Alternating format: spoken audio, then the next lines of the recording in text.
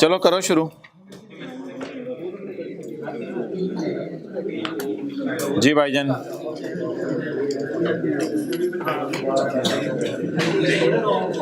K5 lecture 111।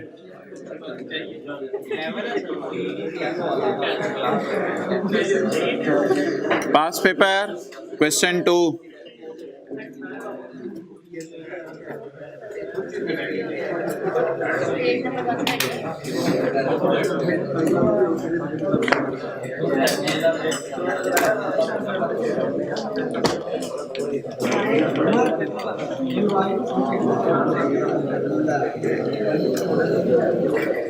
Page 138।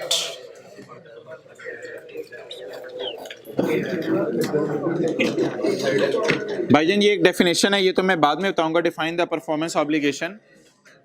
Past paper question 2।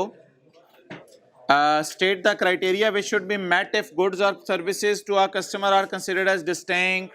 Distinct चीजें हो जाएं इसके लिए क्या क्राइटेरिया है? चीजें डिस्टिंक्ट हो इसके लिए क्या क्राइटेरिया है? दो, ऑन इट्स ओन डिस्टिंक्ट हो और together with in the context of contract भी डिस्टिंक्ट हो। ये बात जो है ना, ये जो थ्योरी के सवाल हैं ये मैं क्लास में नहीं करवाऊंगा, ये मैं आपको एक वीडियो शेयर कर दूंगा बना के, उसमें मैं थ्योरी के सवाल और उनको स्टैंडर्ड के पैरा साथ साथ बताता रहूँगा, और जो भी हमारी किताब में से भी सफ़े हैं ना टिक क्रॉस करवाने हैं वो भी एक करवा दूंगा। अच्छा जी, तो भाईजान सवाल है हमारा 2 का B. In view of the requirements of IFRS 15 discuss whether the goods and services provided in each of the above contracts, 2 अलग कॉन्ट्रैक्ट्स हैं, represent a single performance obligation या एक से ज्यादा। ये तो ऑब्वियस सी बात होती है, रिप्रेजेंट अ सिंगल या एक से ज्यादा। ECL has entered into a contract with customer for construction of a residential project। क्या कंस्ट्रक्ट करके देने? घर, रेजिडेंशियल प्रोजेक्ट, जिसमें वो बेचेगा मटेरियल, सर्विसेज देगा, engineering services. ECL and its competitors provide such services separately too. ECL और इसके कंपेटिटर्स ये चीजें प्रोवाइड करते रहते हैं। अब आप मुझे बताएं, क्या मैं ये कह सकता हूं कि चीजें ऑन इट्स ओन डिस्टिंक्ट हैं? क्योंकि हमारे सप्लायर्स भी ये चीजें प्रोवाइड कर रहे हैं, कोई इनडिस्टिंक्ट नहीं है, चीजें डिस्टिंक्ट है, अलग अलग हैं। क्यों? Other suppliers. पहला सवाल हमारा होता था, can customer take the benefit from services, engineering and material from on its own? बिल्कुल, क्योंकि अदर सप्लायर्स भी प्रोवाइड कर रहे हैं। अगला सवाल ये होता है कि क्या एंटिटी इंटीग्रेशन करके दे रही है? एंटिटी 2 किस्म की इंटीग्रेशन करके देती है। कई दफा काफी सारे इनपुट्स को मिला के एक कंबाइंड बड़ा आउटपुट दे देती है, कई दफा आउटपुट कोट होता है, उसके साथ इंटीग्रेशन के लिए ऑल्टरेशन की सर्विसेज कर देती है, इनपुट आउटपुट को ऑल्टर कर देता है। तो इस सिनेरियो के अंदर देखें, इस सिनेरियो के अंदर तो सारे इनपुट मिलकर कंबाइंड आउटपुट बना रहे हैं, क्योंकि सवाल की पहली लाइन पढ़ें, फॉर कंस्ट्रक्शन हमने बात की है। और अगर सवाल में लिखा होता ECL has entered into a contract with Kashif Builders to sell material, services, engineering, site clearance separately, तो मुझे अकेले ये चीजें दे दो, बनवा मैं किसी और से लूंगा, तो फिर ये with in the context of contract भी डिस्टिंक्ट होती, अलग अलग होती। वाई? क्योंकि ऐसी सूरत में इनपुट्स मिलके आउटपुट एंटिटी बना के नहीं दे रही। तो जब हमारा सेलर इनपुट्स को मिला के आउटपुट बना दे, या हमारा सेलर आउटपुट को ऑल्टर कर दे, 2 सूरतें पड़ी थी, तो ऐसी सूरत में कहा जाएगा with in the context of contract ये चीजें जो है। तो अब अगली बात मोहतरम ये है कि ये इन इटसेल्फ तो डिस्टिंक्ट है, but within the context of contract these are inputs to produce a combined, therefore these are not distinct in the context of contract, not distinct. If not distinct, this will be considered as a single performance obligation। और एक और सादा तरीका होता है इसके सोचने का, भाई वो तो एक ही प्रोडक्ट दे रहा है घर, तो it is a single performance obligation. वो एक ही चीज बना के दे रहा है, क्या? घर, बस घर बना के दे रहे हैं। जैसे KFC वाले सिर्फ बर्गर दे रहे हैं, वो नहीं कह रहे हैं हम आपको बोटी भी बेच रहे हैं, हम आपको बंद भी बेच रहे हैं, हम आपको प्याज भी बेच रहे हैं, बीच में केचप भी बेच रहे हैं। वो सिर्फ बोटी दे रहे हैं, नहीं, वो सिर्फ बर्गर दे रहे हैं, तो एक ही चीज बना के दे रहे हैं ना वो। Okay. Solutions Limited, a software developer, entered into a 2-year contract with a customer to provide software license। Software license तो वो जो फाइल होगी जो आप डाउनलोड करते हैं, सॉफ्टवेयर लाइसेंस मिलेगा आपको, including future software updates, future में सॉफ्टवेयर को अपडेट भी किया जाएगा, and post implementation support services. तो 3 वादे हैं। पहला वादा है सॉफ्टवेयर लाइसेंस आपको देंगे, दूसरा वादा है अपडेट करके दिया करेंगे, तीसरा वादा है इंप्लीमेंटेशन और सपोर्ट सर्विस देंगे। The software would remain functional even if the updates and even if the supports are, अगर आप अपडेट ना दें और आप सपोर्ट सर्विस ना दें तो भी सॉफ्टवेयर चलता रहता है। कई सॉफ्टवेयर्स आपके मोबाइल में और कई सॉफ्टवेयर्स आपके लैपटॉप में आपको पता है ऐसे पड़े होते हैं जिन सॉफ्टवेयर्स का अपडेट आता है और आप रिक्वेस्ट कैंसिल कर देते हैं। आप कहते हैं मुझे अपडेशन की जरूरत नहीं है, मैं पुराना वर्जन ही पसंद करूंगा, मुझे अपडेशन की जरूरत नहीं है। तो याद रखिएगा, अगर अपडेट जो है, अपडेट के बारे में स्पेसिफिक बात थी जो आज मैंने करनी थी, अगर सॉफ्टवेयर अपडेट जरूरी नहीं है तो फिर सॉफ्टवेयर अपडेट को डिस्टिंक्ट समझा जाएगा, ऑन इट्स ओन भी और with in the context of contract भी, क्योंकि फिर सॉफ्टवेयर अपडेट कोई ऑल्टरेशन टाइप चीज नहीं है। ये एक अलग कस्टमर की रिक्वेस्ट थी कि अपडेट कर दो, वो आपने उसको अपडेट करके दे दिया। तो अपडेशन साल बाद 6 महीने बाद आती रहती है, इसको आपने डिस्टिंक्ट समझना है। तो अपडेट के बारे में रूल लिख लें। और सर्विसेज तो याद रखिएगा वैसे ही डिस्टिंक्ट है, क्योंकि सर्विसेज जरा सुनिएगा होती क्या है। सर्विसेज तो बाय डिफॉल्ट ही डिस्टिंक्ट होती हैं। रीजन सुनिएगा क्यों। सपोर्ट सर्विस, आपने गाड़ी ली, अब वो आपको गाड़ी बेच देंगे और सपोर्ट सर्विस 2 साल देंगे, तो क्या गाड़ी और सपोर्ट सर्विस इंटीग्रेट होके कोई कंबाइंड आउटपुट बन रहा है? वो तो बिल्कुल इंडिपेंडेंट आउटपुट्स हैं यार। आप ये तो नहीं कह सकते कि मेंटेनेंस ऑफ 2 ईयर ऐसे गाड़ी में डाल दो कि गाड़ी एक नई चीज बन जाए।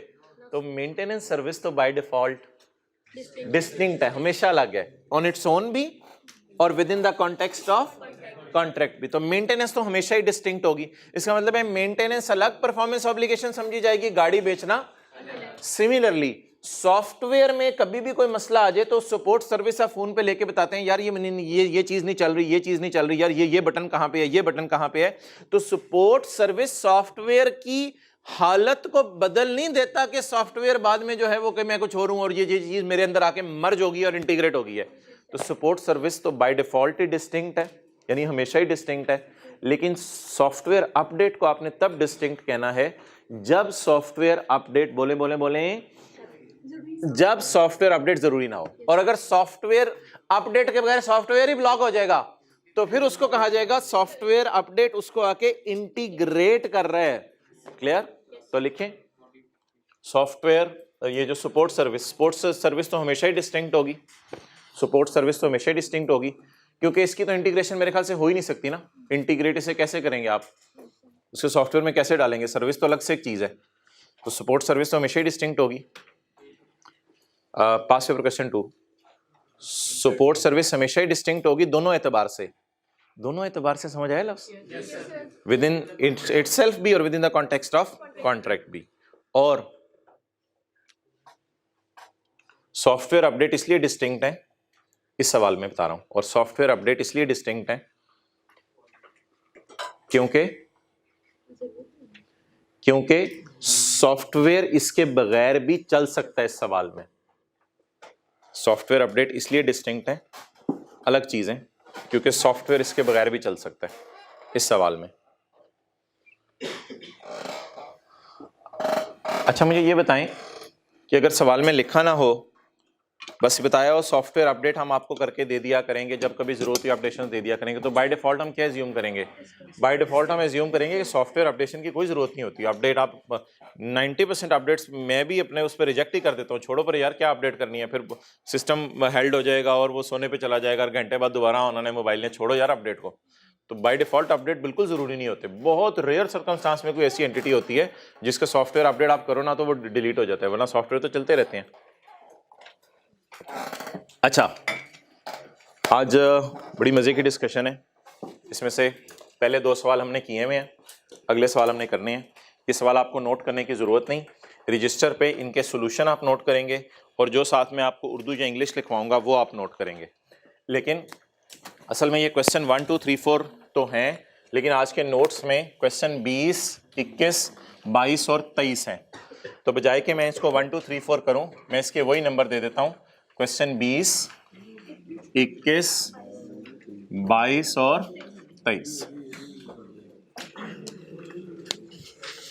अच्छा, मैंने आपके सामने 4 कॉन्ट्रैक्ट्स रखे हैं और इन 4 कॉन्ट्रैक्ट्स की आपने जनरल एंट्रीज करनी है।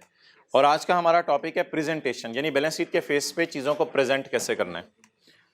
ओके, ये मैंने एक एक लाइन इधर छोड़ी है क्योंकि यहाँ पे मैं इनकी पे आपको कुछ कंक्लूजन लिखवाऊंगा, तो आप बस रजिस्टर पे इसके सिर्फ सोल्यूशन लिखना शुरू करें। वैसे तो सोल्यूशन आज के नोट्स में भी मैंने डाल दिए हैं, क्वेश्चन भी ये डाल दिए हैं, लेकिन नोट्स को देखने की जरूरत नहीं है। जी, पैसे आ गए 100 रुपये, ये तो सादा सी मिसाल है। 100 रुपये पैसे आए होंडा के पास 1 जनवरी को, और होंडा ने सर आसिफ को 31 जनवरी को गाड़ी बेच दी। ये तो वो हमने सवाल किए थे, एक हाथ में पैसे थे और लैपटॉप था, तो उस तरह का सवाल किया था। लेकिन यहाँ सिग्निफिकेंट फाइनेंसिंग कंपोनेंट होगा या नहीं, क्योंकि मैंने डिस्काउंट रेट सवाल में दिया नहीं हुआ। सिग्निफिकेंट फाइनेंसिंग कंपोनेंट होगा या नहीं होगा? नहीं होगा। तो ये तो सिंपल सा सवाल है। तो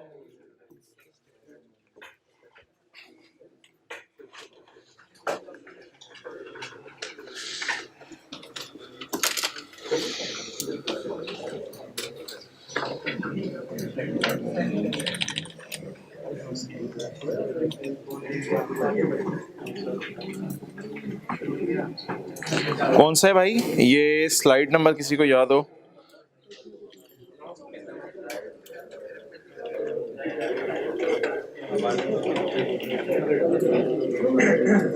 ये देखो ना यार,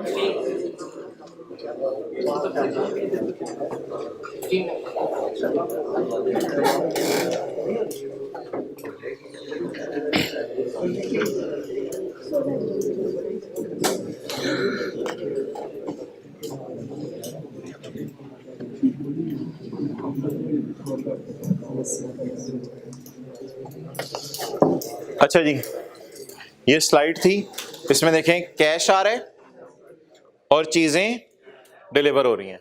लेकिन इंटरेस्ट से आज मैं नहीं खेलूंगा। क्यों?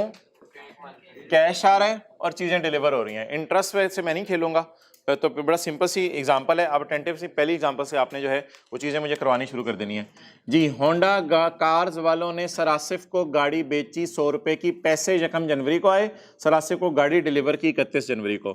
बताएं जी, 1 जनवरी को किसी ने नोट से सोल्यूशन नहीं देखना, बोलें जी। Cash debit, contract liability credit, liability to deliver car, liability to deliver car कितने रुपए जी? 100 रुपए। अच्छा जी, goods are sold on 31 January, तो चीजें 31 जनवरी को भेज दी। इंटरेस्ट वगैरह से खेलने की चक्कर नहीं, क्योंकि 1 साल से कम की ट्रांजैक्शन है, तो इसलिए सिग्निफिकेंट फाइनेंसिंग कंपोनेंट नहीं है सवाल में। इनसिग्निफिकेंट फाइनेंसिंग कंपोनेंट है, उसे इग्नोर करें जी। बोलें भाई।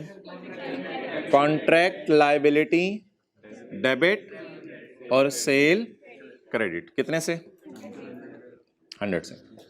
तो ये इंट्रो की क्लास में एंट्री पढ़ाई जाती है। अगर पैसे पहले आ जाएं और चीजें बाद में बेचें तो पहले लायबिलिटी बुक करते हैं और फिर लायबिलिटी खत्म कर लेते हैं। अगला सवाल जी, goods of 120 are sold on 1 January, चीजें कब बेची? 1 जनवरी को, और कैश इज रिसीव्ड ऑन, ये तो नॉर्मल मुझे इंट्रो की पहली 2-3 क्लासों में ये एंट्री करवा दी जाती है। रिसीवेबल डेबिट कि क्या नोट्स, भाई नोट्स बंद कर दें यार किसी के पास अगर हैं तो, नोट्स से कंपेयर ना करें चीजें प्लीज, हद होगी। अच्छा जी, बोले रिसीवेबल डेबिट या डेटर डेबिट सेल क्रेडिट कितने से जी? 120 से। और डेट बताएं क्या? 1 जनवरी। तो चीजें पहले बेची हैं, पैसे क्या हैं? बाद में आए हैं। आगे बोलें। 31 जनवरी, कैश डेबिट डेटर क्रेडिट। वैसे स्टैंडर्ड ने रिसीवेबल का लफ्ज यूज किए ज्यादा जगहों पे, बहरहाल हम तो कोई मसला नहीं, डेटर के भी उतनी मार्क्स मिलेंगे डेटर का लफ्ज लिखने के। 120 डन जी। नोट कर लेंगे दोनों का सोल्यूशन, क्वेश्चन 20 का और 21 का।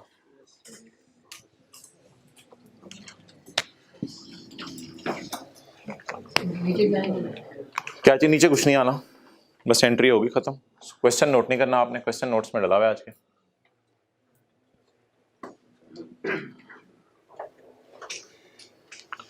अच्छा जी, 1 जनवरी को मैं अगर कहूं बंदे को कि तूने मेरे पैसे देने हैं और वो अगला बंदा कहे कि यार मैंने देने ही नहीं, तो अभी 31 जनवरी तो आया नहीं, दूर की बात है, मैं 1 जनवरी को उससे कोर्ट में जाके ये तो कह सकूंगा ना, भाई खुदा का खौफ कर, मान तो सही पैसे देने हैं, बाद में 31 जनवरी को दे दी मुझे।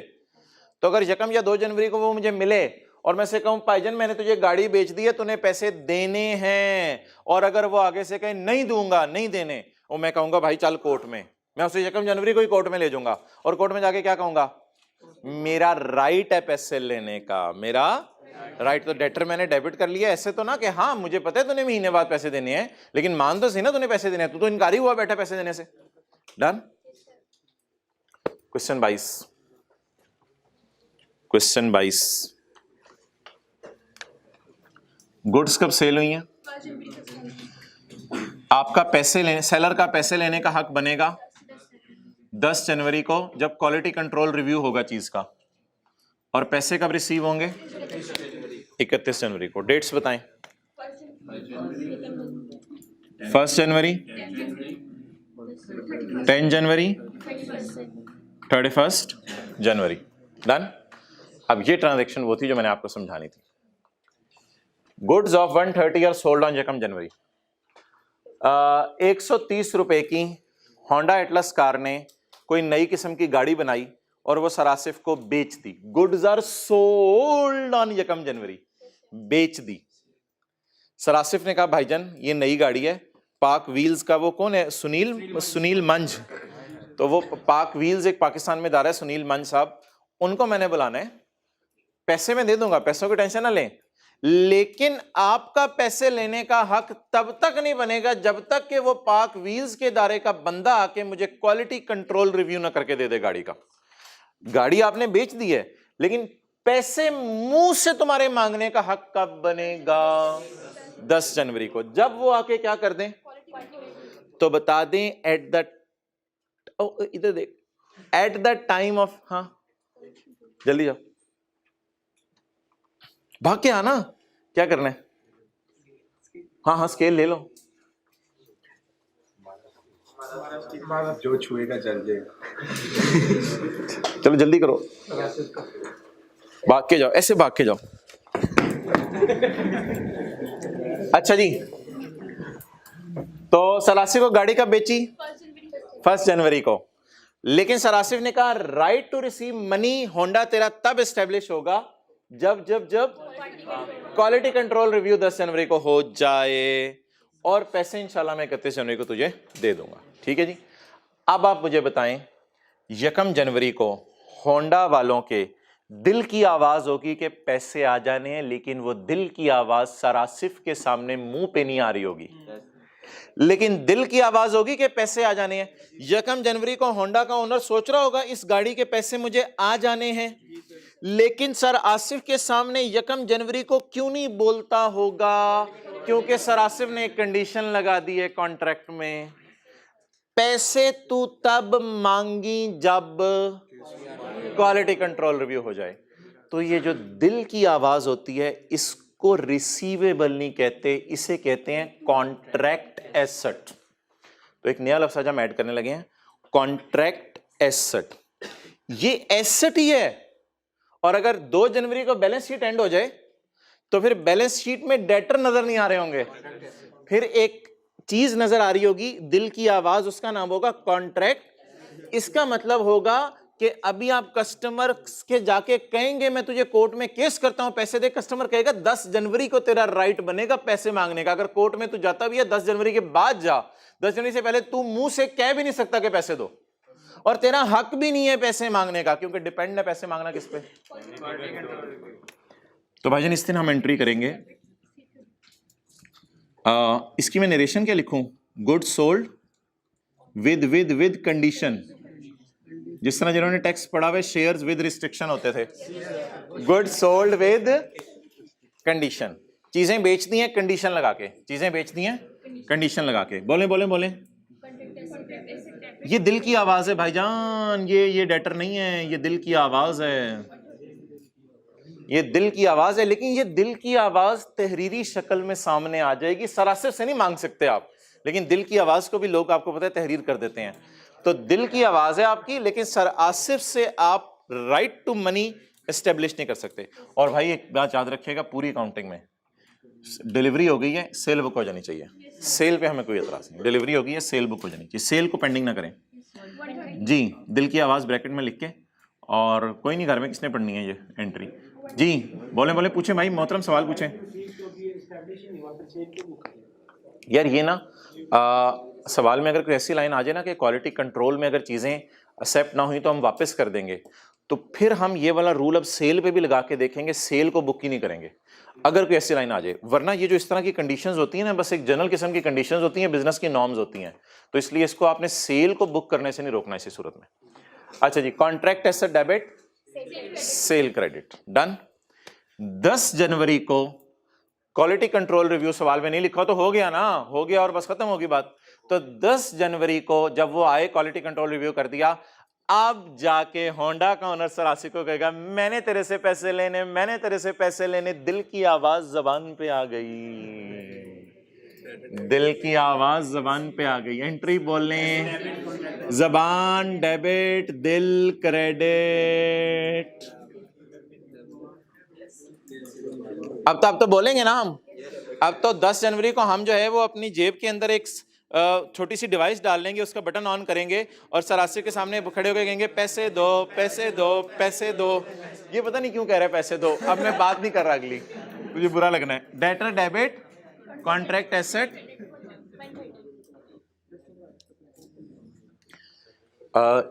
इसकी आप हेडिंग दें कंडीशन फुलफिल्ड, इसकी हेडिंग दें कंडीशन फुलफिल्ड। जब कंडीशन पूरी हो जाए ना तो फिर पैसे लेने का हक बढ़ जाता है, और फिर वो जो दिल की आवाज होती है अब उसको आप खत्म कर दें। अब आप इसको जबान के अल्फाज बना दें, debtor debit, contract asset, credit. आगे कुछ भी नहीं रह गया। अब कैश डेबिट करना है तो क्या करूं, डेटर ही खड़ा है ना, कॉन्ट्रैक्ट एसेट अकाउंट की किताबों से फारिग हो गया। एंड जी जब क्वालिटी कंट्रोल रिव्यू होगा तो उसके बाद हम अपना रिसीवर बुक करेंगे सर। अगर वो क्वालिटी कंट्रोल रिव्यू फेल हो जाएगा तो फिर हम गुड्स वापस आ जाएंगे हमारे पास, फिर सेल को रिवर्स कर लो। हम उसको भी क्यों नहीं लाइबिलिटी यार ये मेरी दुआ थी वैसे अल्लाह से, साइड में समझा रहा हूँ, इस साइड पे लोग ना निकलें, लेकिन लोग इस साइड पे निकल गए। लोग ये कह रहे हैं कि इनको कॉन्ट्रैक्ट एसेट पे एतराज़ नहीं हो रहा है, इनको किसी और साइड पे, एंटी की क्रेडिट साइड पे एतराज़ हो रहा है कि क्वालिटी कंट्रोल रिव्यू पे शायद सेल डिपेंडेंट है। अगर ऐसा हो तो सवाल में लिखा होता कि the goods will be returned if quality control review is rejected. If quality control review में गुड्स रिजेक्ट होगी तो चीज़ें वापस कर दी जाएंगी। अगर ऐसा कोई लिखा होता तो फिर हम सेल बुक ना करते, फिर सेल भी बुक ना करते, बल्कि एक तरह की कोई लाइबिलिटी होती है हमारे ऊपर, लेकिन ऐसा कुछ नहीं लिखा हुआ सवाल में। तो प्लीज़ उस साइड पे ना जाएं जो मैं जिस पे लेके जाना नहीं चाह रहा। उस साइड की डिस्कशन कल भी कर सकते हैं, बाद में भी कर सकते हैं। अभी जो कॉन्सेप्ट ज़रा बिल्डिंग हो रही है, कॉन्सेप्ट को बिल्ड करने दें, ठीक है। सेल बुक करना नहीं करना ये अलग बात है, मुझे डेबिट साइड पर मैं फोकस करवाना चाह रहा हूँ, क्रेडिट साइड पर मैं डिस्कशन नहीं करना चाह रहा अभी। ओके जी, नंबर 1, यकम जनवरी को जब मैंने चीजें बेची तो मैं बार बार मुंह से बोल क्यों नहीं सकता यकम 2, 3 जनवरी को पैसे दो, क्योंकि कॉन्ट्रैक्ट में क्या लिखा हुआ है, पैसे लेने का हक कब बनेगा, डिपेंडेंट है किसी चीज पे। तो इसका मतलब है चीजें मैंने कंडीशन लगा के बेची हैं, तो इसलिए contract asset debit, sale credit, और कॉन्ट्रैक्ट एसेट को क्रेडिट कर दें और डेटर को डेबिट कर दें। आगे बोले, कैश डेबिट, डेटर क्रेडिट, कितने से, 130 से। अच्छा जी, ये तो सिंपल एंट्री है ना, इसका तो कोई मसला नहीं, डेटर से पैसे आ गए। अब मोहतरम कॉन्ट्रैक्ट एसेट कब कब रिकॉर्ड करना पड़ता है, आज के नोट्स में आ जाए।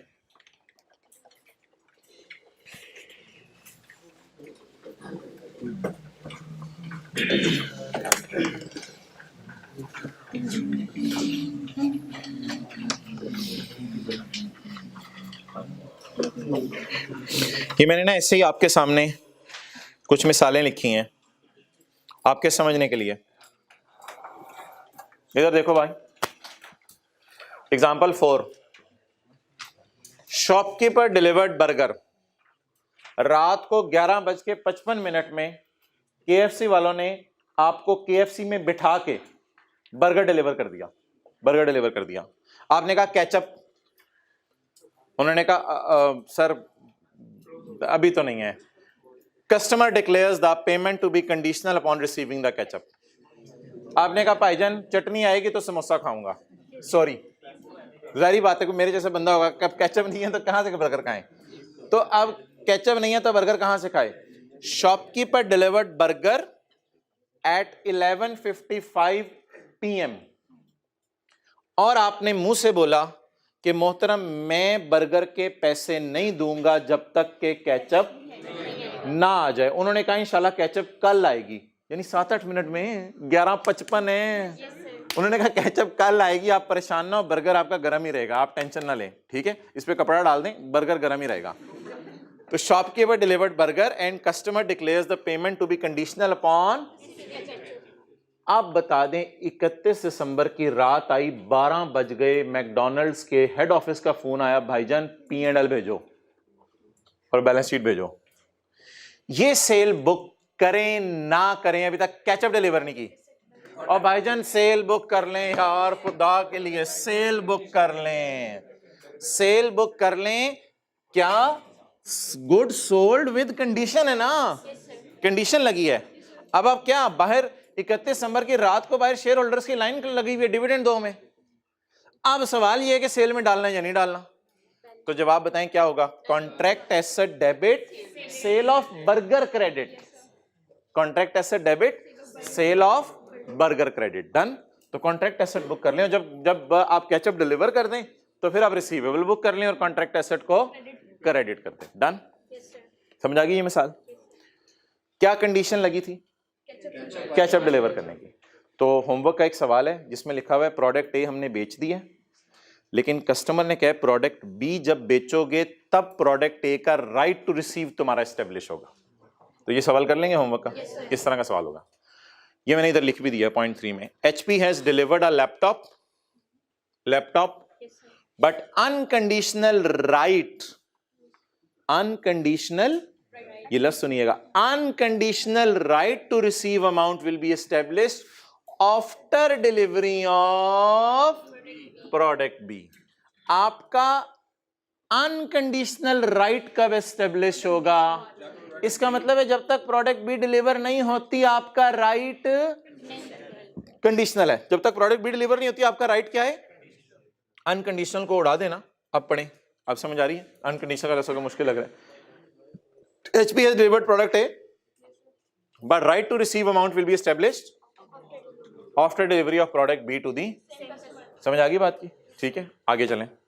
Point 2, rice has taught the syllabus, and हो गया syllabus. Rice has taught the syllabus, and हो गया syllabus, and student will pay only if he passes the exam. आमतौर पे तो पता है आपको क्या होता है?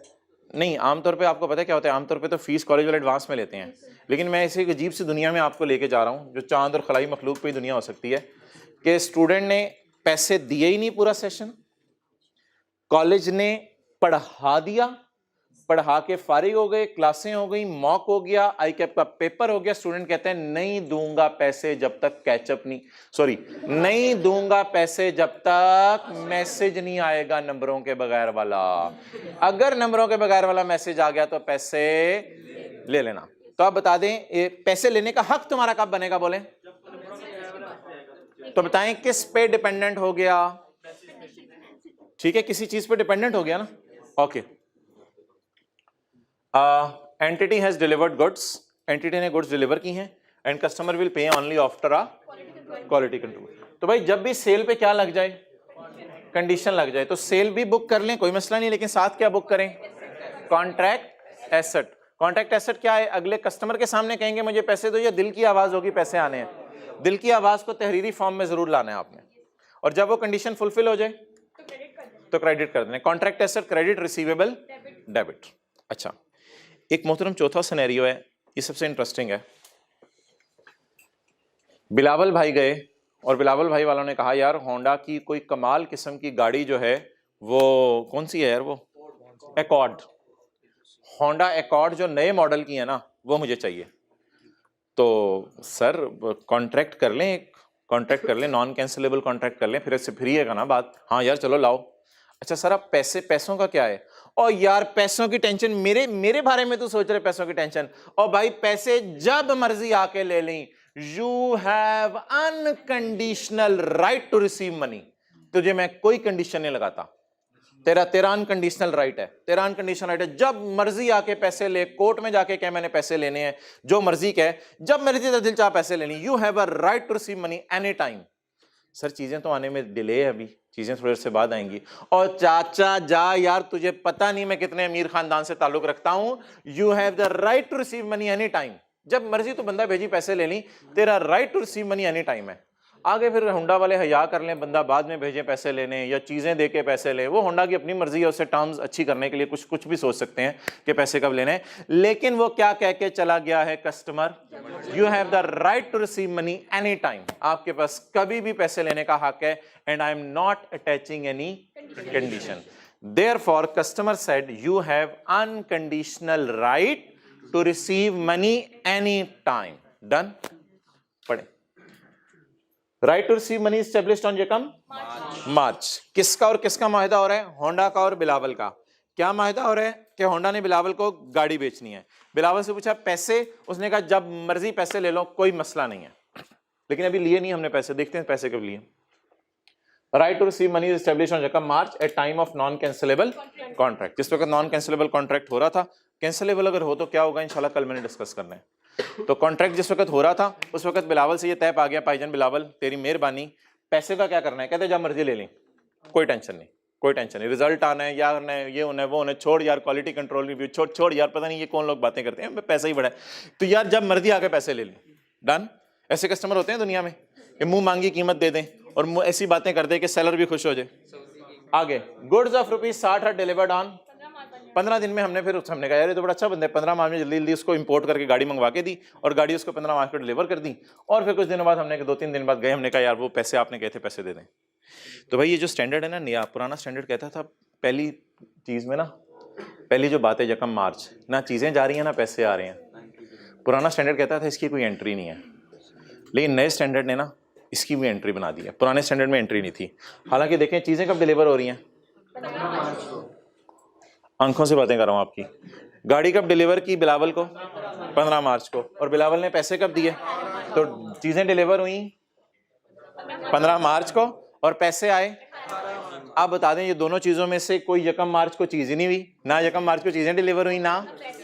लेकिन क्या यकम मार्च को ये हम कह सकते थे दिल की आवाज थी या जबान पे थी कि पैसे दे देना, पैसे दे देना? वो कह रहा था दे दूंगा दे दूंगा। अब तो मांगने का राइट एस्टेब्लिश्ड है हमारा। तो बता दें यकम मार्च को रिसीवेबल बुक करूं या कॉन्ट्रैक्ट, क्रेडिट की मैं बात नहीं कर रहा हूं, डेबिट की बात कर रहा हूं। रिसीवेबल बुक करूं या कॉन्ट्रैक्ट एसेट? क्यों? Right to receive money is established. Right to receive money established. उसने कोई शर्त लगाई है? कोई शर्त? तो मेरा right to receive money establish हो गया। किस दिन जी? यकम मार्च को। क्या डेबिट क्या करूं? क्रेडिट की बात नहीं कर रहा, कॉन्ट्रैक्ट एसेट नहीं डेबिट हो सकता। I have the right to receive money. Debit, debit credit में पूछ नहीं रहा, डेबिट बोले क्या करूं? रिसीवेबल या डेटर। ये डेटर की जगह बार बार, क्योंकि स्टैंडर्ड ने डेटर की जगह कौन सा लफ्ज़ यूज किया? रिसीवेबल। अच्छा जी, रिसीवेबल डेबिट। सेल तो नहीं क्रेडिट हो सकती, गाड़ी नहीं डिलीवर हुई। सेल कब क्रेडिट होती है? जब गुड्स डिलीवर हो। तो ये तो डिलीवर हुई नहीं। आप बता दें क्या कंधों पे बोझ महसूस करूं? नॉन कैंसलेबल कॉन्ट्रैक्ट की डिलीवरी का बोझ महसूस करूं कंधों पे? एक कंधों पे बोझ महसूस करने लग जाऊं जब अगला बंदा इतने मान से कह के चला गया जब मर्जी पैसे ले लेना। तो अब जब नॉन कैंसलेबल कॉन्ट्रैक्ट करके मैं फंस गया हूं तो किसके लिए लायबल फील करूं? क्या मैं अवॉइड कर सकता हूं ये लायबिलिटी? जिस दिन कॉन्ट्रैक्ट साइन किया उस दिन कैसे फंस गया? नॉन कैंसलेबल लिख के। तो क्या मैं यकम मार्च को लायबल फील करूं? अपने आप को लायबल फील करूं और डेटर भी बुक कर लूं। डेटर क्यों बुक करूं? क्योंकि कोई शर्त नहीं लगी हुई। तो डेबिट साइड मैंने आपको अलग से समझाई, क्रेडिट साइड समझाने के लिए मैंने आपको नॉन कैंसलेबल के लफ्ज़ पे ज्यादा फोकस करवाया। डेबिट साइड समझाने के लिए मैंने फोकस करवाया right to receive money is established.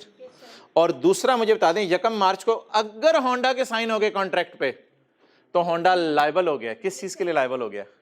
To deliver the goods. अब इस लायबिलिटी को सेल में डालूं या फिलहाल लायबिलिटी रखूं? लायबिलिटी रखें। क्या जी? कॉन्ट्रैक्ट लायबिलिटी कितने से? 60 से। अच्छा मजे की बात सुने, जब मर्जी गाड़ी आए, जब मर्जी पैसे आए, इधर देखें, जब पैसे आ जाएंगे तो रिसीवेबल खत्म कर दीजिएगा, जब गाड़ी दे दें तो लाइबिलिटी खत्म कर दीजिएगा। अब आगे कुछ भी नहीं रह गया, तो उंगली रख के रिसीवेबल बोले। जब पैसे आ जाएंगे तो रिसीवेबल खत्म कर दीजिएगा, और जब गाड़ी डिलीवर कर देंगे आगे तो कुछ भी नहीं रह गया। तो क्या जी, अब पहले क्या हुआ, गाड़ी आई है, पैसे, गाड़ी डिलीवर कर दी हमने, तो क्या खत्म करें, गाड़ी डिलीवर कर दें तो लाइबिलिटी खत्म कर लें, पैसे आ जाएं तो रिसीवेबल खत्म कर दें। डेट बताएं। 15 मार्च। बोलें जी। गाड़ी डिलीवर कर दी इसलिए लाइबिलिटी खत्म कर दें, और जिस दिन पैसे आए उस दिन डेटर खत्म कर दें। डेटर खत्म कर दें, पैसे दे गया डेटर, डेटर को खत्म कर दें। डेटर क्रेडिट तलवार से बुक्स में खत्म कर दें डेटर। कैश डेबिट, डेटर या रिसीवेबल क्रेडिट। कितना? और मोहतरम इस सवाल में ना कॉन्ट्रैक्ट एसेट इसलिए नहीं आया था क्योंकि कोई कंडीशन ही नहीं थी, कोई कंडीशन ही नहीं थी। यकम मार्च को नरेशन बता दें। Right established of money and liability to deliver goods, to deliver goods. Right establish हो गया और लाइबिलिटी टू डिलीवर गुड्स। अच्छा जी, अब आप जरा मुझे ये वाली जगह ना आपने फिल करवानी है। ये 4 चीजें आपके जहन में ताकि बैठ जाएं, ये वाली जगह फिल करवा दें। अच्छा, सिर्फ ना आपने मुझे यकम यकम की चीजें बतानी है, बस यकम यकम को क्या करना है, बाद की बात छोड़ें। एक दफा जब पहली एंट्री हो जाए तो अगली एंट्रीज पे बाय डिफॉल्ट होती चली जाती हैं, बाकी एंट्रीज की टेंशन नहीं होती। सिर्फ यकम यकम को क्या करना है। पैसे आ गए हैं, चीजें बाद में बेचनी है, तो पैसे आ गए हैं तो क्या बढ़ा लें, कॉन्ट्रैक्ट नहीं, कैश तुम आप कर ही लोगे पेपर में इंशाल्लाह, वो गलती नहीं होगी। पैसे आ गए हैं लेकिन चीजें बाद में डिलीवर होनी है, तो क्या फील करें अपने आप को, liable. Goods of 120 are sold on यकम जनवरी विद नो कंडीशन, कोई कंडीशन नहीं लगी हुई थी। क्या कह सकता हूं, अनकंडीशनल सेल। अनकंडीशनल सेल, तो इसका मतलब है सेल मैंने कर दी, कोई कंडीशन नहीं लगी हुई थी।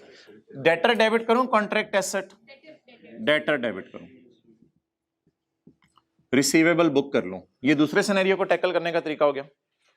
तीसरा, चीजें डिलीवर कर दी लेकिन कंडीशन ये है कि आप फिलहाल पैसे नहीं मांग सकते, तो क्या करूं, कॉन्ट्रैक्ट एसेट को बढ़ा लूं, कॉन्ट्रैक्ट एसेट को बढ़ा लूं। बस पहली एंट्री की एक साइड में समझा रहा हूं सिर्फ। और इधर इस कॉन्ट्रैक्ट के अंदर क्या हुआ जी, पैसे लेने का हक बन गया, पैसे लेने का हक बन गया। कॉन्ट्रैक्ट नॉन कैंसिलेबल होने की वजह से इससे फिर नहीं सकते, तो जब कॉन्ट्रैक्ट से फिर नहीं सकते तो लाइबिलिटी भी बढ़ा लें। तो एंट्री क्या बनी, receivable debit, contract liability credit, दोनों चीजें बढ़ गई। ये पहली एंट्री समझाई है या दूसरी तीसरी भी? पहली। अगली चीजें तो आप खुद ही टैकल कर लेंगे। तो बता दें जी अब क्या रूल बना। अगर पैसे पहले आ जाएं, सुनो अब ये सारा नगमा सुन लो। अगर पैसे पहले आ जाएं तो लाइबिलिटी बुक कर लें। अगर चीजें डिलीवर कर दें और कुछ ना कहें, बस डिलीवर कर दें चीजें, तो डेटर बुक कर लें, वो जो इंट्रो की क्लास में करते थे। अगर चीजें डिलीवर करते हुए कोई शर्त लगा दें, कॉन्ट्रैक्ट एसेट डेबिट कर लें। और अगर चीजें भी डिलीवर ना करें, पैसे भी ना आए, लेकिन पैसे मांगने का हक बन जाए और कॉन्ट्रैक्ट हो नॉन कैंसिलेबल, कॉन्ट्रैक्ट हो नॉन कैंसिलेबल, तो इसका मतलब है अब हमें मजबूर होंगे गाड़ी डिलीवर करने पे, तो क्या बुक करें पहले, रिसीवेबल, क्योंकि पैसे मांगने का हक है, और साथ ही बुक क्या करें, लायबिलिटी बुक।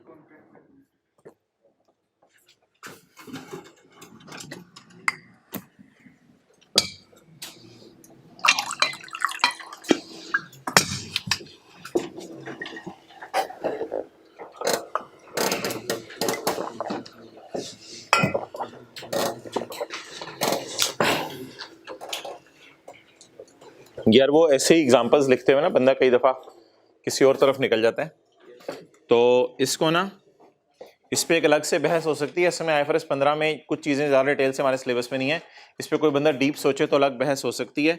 इसको कर देते हैं ओनली आफ्टर रिजल्ट, क्योंकि ये ना कुछ मेरे दिल में आ रहा है कुछ गलत मानी दे देगा, लेकिन वो क्या गलत मानी दे रहा था उस बहस में मैं इस वक्त नहीं जाना चाह रहा, क्योंकि जितने पास पेपर में टेस्टिंग हुई है फिलहाल उस लेवल पर मैं डिस्कस करना चाह रहा हूँ। किसी दिन याद करवा दीजिएगा 2-4-10 दिन बाद अगर आपके दिल में आया कि सर आपने इसको काट के ये क्यों किया था, तो ठीक है, ये बात फिलहाल लिख लें। Rise has taught this syllabus and student, मैं नोट्स तो सही अपलोड करूंगा। Rise has taught this syllabus and student will pay only after result। तो आप बता दें पैसे किस पे डिपेंडेंट हैं? रिजल्ट आने पे। तो डेटर बुक करें या कॉन्ट्रैक्ट एसेट बुक करें? कॉन्ट्रैक्ट एसेट बुक करें। तो जैसे रिजल्ट आएगा इंशाल्लाह कस्टमर क्या ले आएगा? पैसे ले आएगा। डन। चलें जी, ज़बानी जल्दी जल्दी। अगर पैसे पहले आ जाएं तो लाइबिलिटी बुक करें, चीजें पहले दे दें तो डेटर बुक करें, चीजें बुक करते हुए शर्त लगा दें तो कॉन्ट्रैक्ट एसेट बुक करें। एक अजीब सा सिनेरियो पेपर में आ सकता है, ना चीजें बेची ना पैसे आए, ना चीजें बेची ना पैसे आए, तो ऐसी सूरत के अंदर क्या करें? अगर कॉन्ट्रैक्ट नॉन कैंसिलेबल है और राइट टू रिसीव मनी भी एस्टेब्लिश हो रहा है तो डेटर भी डेबिट कर दें और कॉन्ट्रैक्ट लायबिलिटी भी क्रेडिट में। चलें शुरू करें जी। पास पेपर का क्वेश्चन 7 निकालें। पास पेपर का क्वेश्चन 7 तस्वीर खींच लें इसकी और फिर मैं इसको करूं, मिटा दूं। वैसे तो नोट्स में ये सारा दिया हुआ है, लेकिन नोट्स में ये नहीं लिखा हुआ जो डब्बा बना हुआ है, जो मेन कॉन्सेप्चुअल बात है।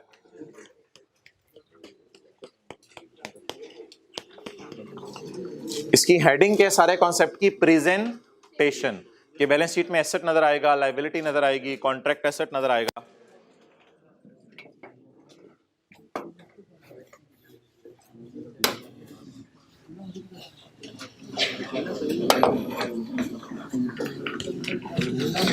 अच्छा यार, कोई टॉपिक ऐसा बताएं जिसमें हम डेट्स, की डेट्स लिख लिया करते थे और की डेट्स को होने वाले इवेंट्स लिख लिया करते थे, फिर सवाल शुरू करते थे। IS 38 रिसर्च और डेवलपमेंट, और जिस दिन लॉन्च हो रहा था उसकी की डेट्स लिख लिया करते थे और की डेट्स लिख के उसके सामने क्या हुआ उन डेट्स को वो लिख लिया करते थे, उसके बाद सवाल शुरू करते थे। तो IFRS 015 किधर आ रहा है?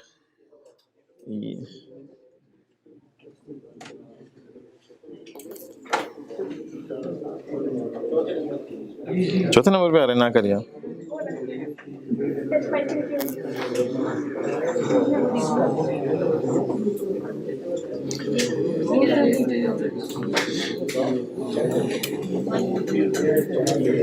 Question 7 very easy question. अच्छा यार, इसमें एक और कॉन्सेप्ट भी है, वो बड़ा सादा सा कॉन्सेप्ट है, वो मैंने होमवर्क में भी सर आसिफ के नाम से ही डाला है। चिन्योट देग वाला, फिरोजपुर रोड पे चिन्योट देग वाला, उसने सर आसिफ को एक ऑफर की, सर आसिफ अगर एक साल में आप मेरे से 2000 बिरयानी के डब्बे ले लेते हैं, एक साल में आप मेरे से 2000 बिरयानी के डब्बे ले लेते हैं, वैसे तो बिरयानी का डब्बा मिलता है मिसाल के तौर पे 300 रुपए का, वैसे तो बिरयानी का अच्छा बड़ा वाला डब्बा मिलता है, मटन वाली 300 रुपए का डब्बा मिलता है, लेकिन अगर आप मेरे से प्राइस कितनी है बिरयानी की? 300। वो ये कहता है कि अगर आप मेरे से 2000 की ना लिमिट सेट कर लेते हैं, अगर आपने मेरे से पूरे साल में 2000 से कम बिरयानियां खरीदी तो एक बिरयानी मैं आपको बेचूंगा 300 की। अगर आपने मेरे से 2000 से ज्यादा बिरयानियां खरीद ली तो मैं रिट्रोस्पेक्टिवली, यानी जो पुरानी बिरयानी बिकी है आपको, उनका भी प्राइस आपके लिए क्या कर दूंगा? कम कर दूंगा। अब कस्टमर 2000 बिरयानियों का ऑर्डर इकट्ठा करेगा या आहिस्ता आहिस्ता ऑर्डर्स करेगा? आहिस्ता आहिस्ता ऑर्डर करेगा। अब सेलर जो है, सेलर स्टूडेंट से आके राय लेगा, यार क्या ख्याल है, इतनी बिरयानियां ऑर्डर कर देंगे सर आपसे पूरे साल में?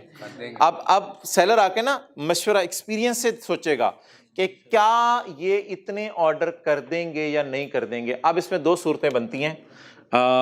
अगर सर आसिफ ने 2000 से ज़्यादा खरीद ली तो बिरयानी 260 की बेचेगा दुकानदार, और अगर 2000 से कम खरीदी तो वो बिरयानी कितने की बेचेगा? 300 की, और अगर 2000 से ज्यादा खरीद ली तो उससे पुरानी अगर 300 के बिक भी गई हुई तो रिट्रोस्पेक्टिवली यानी बैक पे जाके उनकी प्राइस क्या कर दी जाएगी, 260 कर दी जाएगी। अब अगर सेलर एस्टीमेट लगाए कि सर आसिफ ने 2000 से ऊपर की बिरयानियां नहीं ऑर्डर करनी, अगर ये एस्टीमेट लगाए और पहला ऑर्डर आए 600 डब्बे भेज दो, और दुकानदार ने सोचा भाई इन्होंने 600 अभी मांगे हैं, 600-700 और मांग लेंगे, कॉन्ट्रैक्ट खत्म हो जाएगा, तो सर आसिफ ने ऑर्डर किया 600 डब्बे भेज दो, इसने सोचा हुआ है कि सर आसिफ ने 2000 से ऊपर डब्बे नहीं लेके जाने, तो बता दें सेल किस पे बुक करे, 300 पे, क्योंकि ये सोच रहा है कि इसने डिस्काउंट वाली ऑफर अवेल नहीं करनी। डन।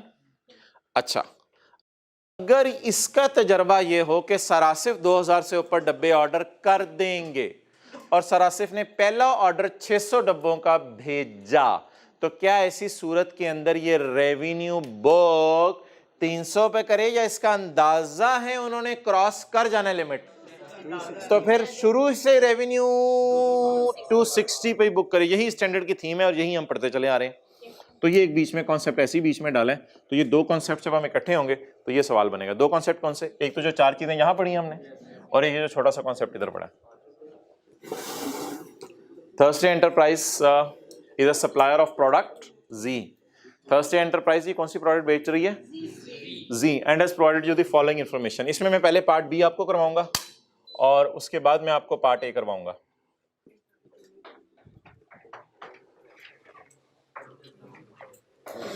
जर्नल एंट्रीज करनी है और सवाल में लिखा हुआ है डेट्स के बगैर जर्नल एंट्रीज के मार्क्स नहीं मिलेंगे, इसलिए जो हमने जो एग्जांपल्स की थी इसमें भी डेट साथ लिखी थी। पॉइंट बी,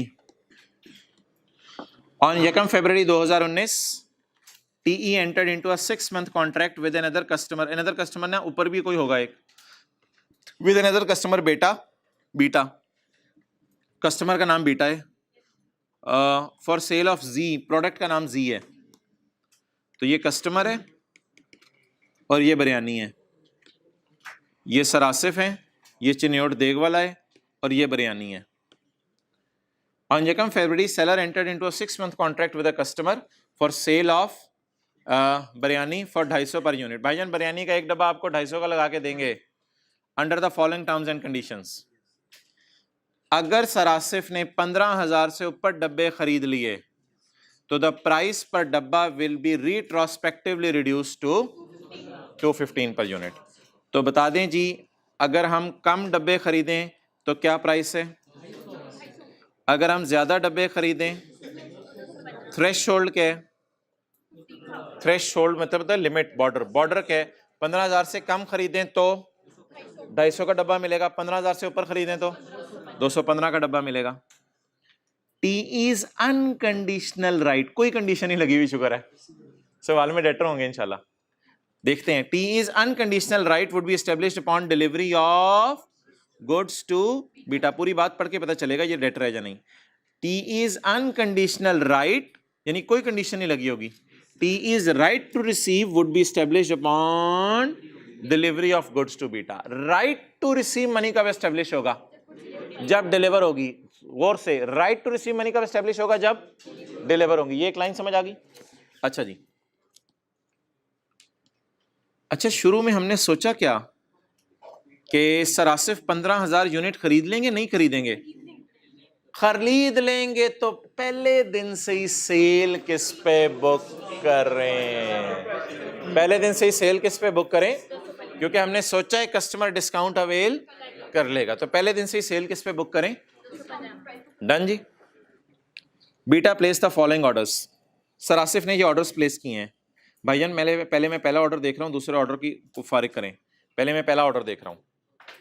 पहला ऑर्डर जी कितने यूनिट्स का किया है, किस दिन, 14 फरवरी। कस्टमर ने किस दिन डब्बे बेचे, 28 फरवरी को। सर आसिफ ने पैसे किस दिन दिए, 20 मार्च को। ओके भाई, ये 28 फरवरी के साथ मैं एक और चीज लिखने लगा हूं जो सवाल में यहां लिखी हुई थी। Right to receive money would be establish upon delivery. तो इसके साथ मैं एक और चीज लिखने लगा हूं। 28 फरवरी के साथ एक चीज क्या है, डिलीवरी, और दूसरी चीज क्या है, राइट टू रिसीव मनी। ये राइट अनकंडीशनल है, राइट टू रिसीव मनी होता ही वो है जो अनकंडीशनल है। डन जी। अब मुझे बता दें, मैं 28 फरवरी की डेट डालकर अपनी वर्किंग्स में, रफ वर्किंग्स में क्या लिखूं? अपनी नहीं, वर्किंग्स में मैं क्या लिखूं? 28 फरवरी को दो चीजें हो रही हैं, राइट एस्टेब्लिश हो रहा है, राइट टू रिसीव मनी, और इसके साथ कोई कंडीशन अटैच नहीं है। तो ये राइट कौन सा है?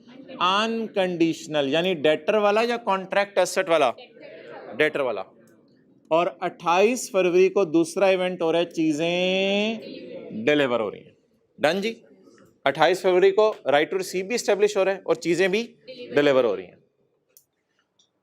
और ऑर्डर डेट का मैं क्या करूं? कुछ भी नहीं करना ऑर्डर डेट को। ऑर्डर डेट को क्या होता है? कुछ भी नहीं होता ऑर्डर डेट को। तो ऑर्डर डेट का मैंने क्या करना है? और कॉन्ट्रैक्ट डेट का मैंने क्या करना है? मुझे तो कुछ कोई इससे फर्क नहीं है। 1 फरवरी को सलासिफ ने मुआहिदा किया, भाईजान मुझे बिरयानियां मंगवानी पड़ सकती हैं। 1 फरवरी को मुआहिदा किया, भाई नया सेशन शुरू होने वाला है, मुझे बिरयानियां मंगवानी पड़ सकती हैं। 1 फरवरी को मुआहिदा किया। 14 फरवरी को सलासिफ ने कहा, भाईजान बिरयानी भेजनी है आपने 28 फरवरी को। 28 फरवरी को क्लास है, 28 फरवरी को आपने बिरयानी भेजनी है। उसने 28 फरवरी को बिरयानी भेज दी। कॉन्ट्रैक्ट में लिखा होता है इसी दिन उसका पैसे लेने का हक हासिल हो जाएगा। तो बता दें, पहले हक हासिल हुआ पैसे लेने का या राइट उसी दिन? राइट उसी दिन। किस दिन? ऑर्डर जिस दिन प्लेस किया या जिस दिन डिलीवरी हुई? जिस दिन डिलीवरी हुई। डन। तो अब मुझे बता दें, 28 फरवरी की डेट को मेरा राइट भी एस्टेब्लिश हो रहा है और 28 फरवरी की डेट को चीजें भी, और पैसे कब आ रहे हैं? 20 मार्च को। 20 मार्च को क्या हुआ जी? कैश रिसीव हुआ। हाँ जी भाईजान, अब इधर देख के बता दें, जिस दिन बिरयानी डिलीवर हो जाए और पैसे मांगने का हक बढ़ जाए उस दिन क्या एंट्री होनी चाहिए? Debtor debit. और दो डेट्स का मतलब ये नहीं दो एंट्रीज को। तो जिस दिन पैसे लेने का हक बन जाए, और यार तू क्या कर रहा है इधर देखना, जिस दिन पैसे लेने का हक बन जाए और चीजें भी डिलीवर हो जाएं तो क्या एंट्री करें? Debtor debit, sale credit. और जब पैसे आ जाएं, cash debit, debtor credit. Done. तो इतनी सी एंट्रीज करें, फिर आगे चलते हैं। ये हमारा कौन सा सवाल है? 7 का बी कर रहे हैं जी भाईजान। यकम 28 फरवरी। निरेशन तो उसने मांगी नहीं। 28 फरवरी 2019 निरेशन तो उसने मांगी नहीं, लेकिन निरेशन मैं लिख देता हूं, goods delivered and unconditional right established. चीजें डिलीवर हो गई और पैसे लेने का हक भी बन गया। ये तो सिंपल एंट्री बन गई इंटर की क्लास वाली। Debtor debit, sale credit, receivable debit, sale credit. हाँ भाईजान, मेरा क्या अंदाजा है? ओ सरासिफ जो मर्जी सोचें, मुझे उससे फर्क नहीं पड़ता। मेरा क्या अंदाजा है कि मेरा कस्टमर 15,000 से ऊपर की चीजें खरीदेगा या नहीं खरीदेगा? तो आज पहला ऑर्डर में अभी 15,000 की खरीदी तो नहीं, लेकिन सोचा तो हुआ है ना 15 की खरीद लेगा। अभी तो 6 महीने का कॉन्ट्रैक्ट है। 1 फरवरी को हुआ है, 14 फरवरी को उसने ऑर्डर भेजा है पहला। अभी तो 6 महीने, 5.5 महीने पड़े हैं, और भी ऑर्डर आएंगे इंशाल्लाह। तो बता दें, मैं सेल शुरू से ही एहतियातन किस पे बुक करूं? डिस्काउंटेड प्राइस पे। जी सेल बताएं कितने पे बुक? 215। क्वांटिटी बताएं, क्वांटिटी 10,000 इंटू 215। सर आसिफ को बिल कितने का भेजूंगा? उसको पूरे अमाउंट से भेजेंगे। उसको नहीं, उनको। सर आसिफ को बिल कितने का भेजूंगा? 2 लाख। भाईजान सर आसिफ को भी पता है और हमें भी पता है कि फिलहाल 10,000 बिकी हैं, और सर आसिफ को हमने कहा था अगर 10,000 से ऊपर बिक गई तो पुरानी चीजें भी आपको जो है वो सस्ती कर देंगे, वो टेंशन ना लें आप। लेकिन मुझे बता दें, अभी तो ग्राउंड रियलिटी क्या है कि अभी तक हमने डिलीवर कितनी चीजें की हैं? तो कस्टमर को भी पता है कि मैं अभी डिस्काउंट अवेल नहीं कर सकता। सेलर सोच के बैठा हुआ है ये डिस्काउंट ले लेगा, लेकिन कस्टमर को याद रखिएगा जो बिल आएगा वो बिल कितनी बिरयानी का आएगा, वो 250 के एतबार से आएगा या 215 के, क्योंकि क्या कस्टमर उस लिमिट पे पहुंच गया है कि कस्टमर को जो है डिस्काउंट मिलना शुरू हो जाए। लेकिन हमारा अंदाजा तो है ना डिस्काउंट दे देंगे, तो सेल किस पे बुक करेंगे, 215 पे। लेकिन अभी तक कस्टमर उस लिमिट पे नहीं पहुंचा, तो मुंह से फिलहाल कितना मांगेंगे, फिलहाल कोर्ट में जाके भी मांग सकते हैं पूरा 250, क्योंकि अभी तक उसने अपनी लिमिट को रीच नहीं किया। जी, डेटर कितने से डेबिट करें, पहले क्वांटिटी लिखा करें 10,000 इंटू 250। अच्छा सबर सबर सबर, अमाउंट्स बता दें। 2.5 लाख, 2.5 लाख या 25,000, 2.5 लाख, और ये 2,15,000, 25 लाख है, तो रुपीज इन 1000 कर लें फिर, 2500 21। जी भाईजान क्या करें, liability to refund the amount. Seller भाईजान आपके ऊपर लाइबिलिटी है डिस्काउंट देने की, सरासे को बेशक ना बताएं ये बात, लेकिन आप तो बोझ महसूस करें ना। आपको श्योर है 5 तजर्बे की बुनियाद पे कि इंशाल्लाह ऐसे लोग तो इतनी चीजें ले ही जाते हैं। तो अब आप कस्टमर की तरफ अपने आप को क्या फील करें, इस लाइबिलिटी की नेचर क्या है, liability to give discount in future या to refund money in future. Retrospectively जब डब्बे का ऑर्डर ज्यादा आ जाएगा तो पुरानी सेल को आपको जो है वो उसके पैसे कम मांगेंगे ना फिर आप। तो अब बता दें जी मैं क्या करूं, मैं लायबल फील करूं कस्टमर को क्या देने का। रिसीवेबल तो अभी उससे बुक कर लिया है, हाँ, तो बैलेंसिंग एंट्री ऑब्वियसली उससे होगी, कॉन्ट्रैक्ट लायबिलिटी बैलेंसिंग, या ऐसे भी कर सकते हैं 10,000 इंटू 35, 10,000 चीज़ों के 35 मुझे डिस्काउंट देने पड़ेगा फ्यूचर में जब वो ऑर्डर एक्सीड करेगा 350।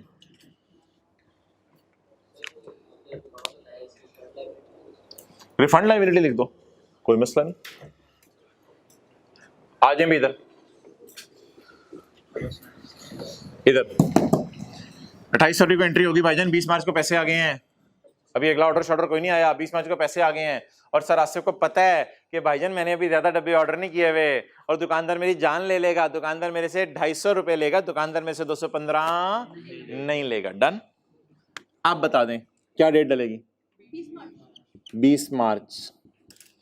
क्या एंट्री होगी, कैश डेबिट रिसीवेबल क्रेडिट। तो मैंने कहा था पहली एंट्री सोचा करें, दूसरी तीसरी तो आप खुद ही वो निकलती रहती हैं अगली पिछली एंट्री से। जी कितना पैसे आएंगे,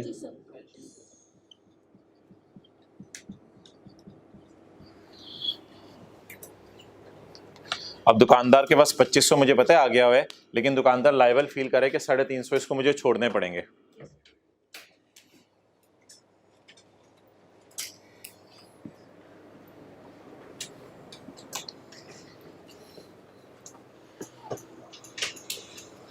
छोटी सी बात आपसे कर दूं, अगर इधर देखें, अगर सवाल में लिखा होता है at inception of contract T concludes that Beta will not meet the 15,000 units threshold, अगर ये हमारा अंदाजा लिखा होता कि वो तो इस इतने ज्यादा ऑर्डर वो कहां से करेगा, तो फिर पहले दिन से ही सेल भी किस पे बुक करते।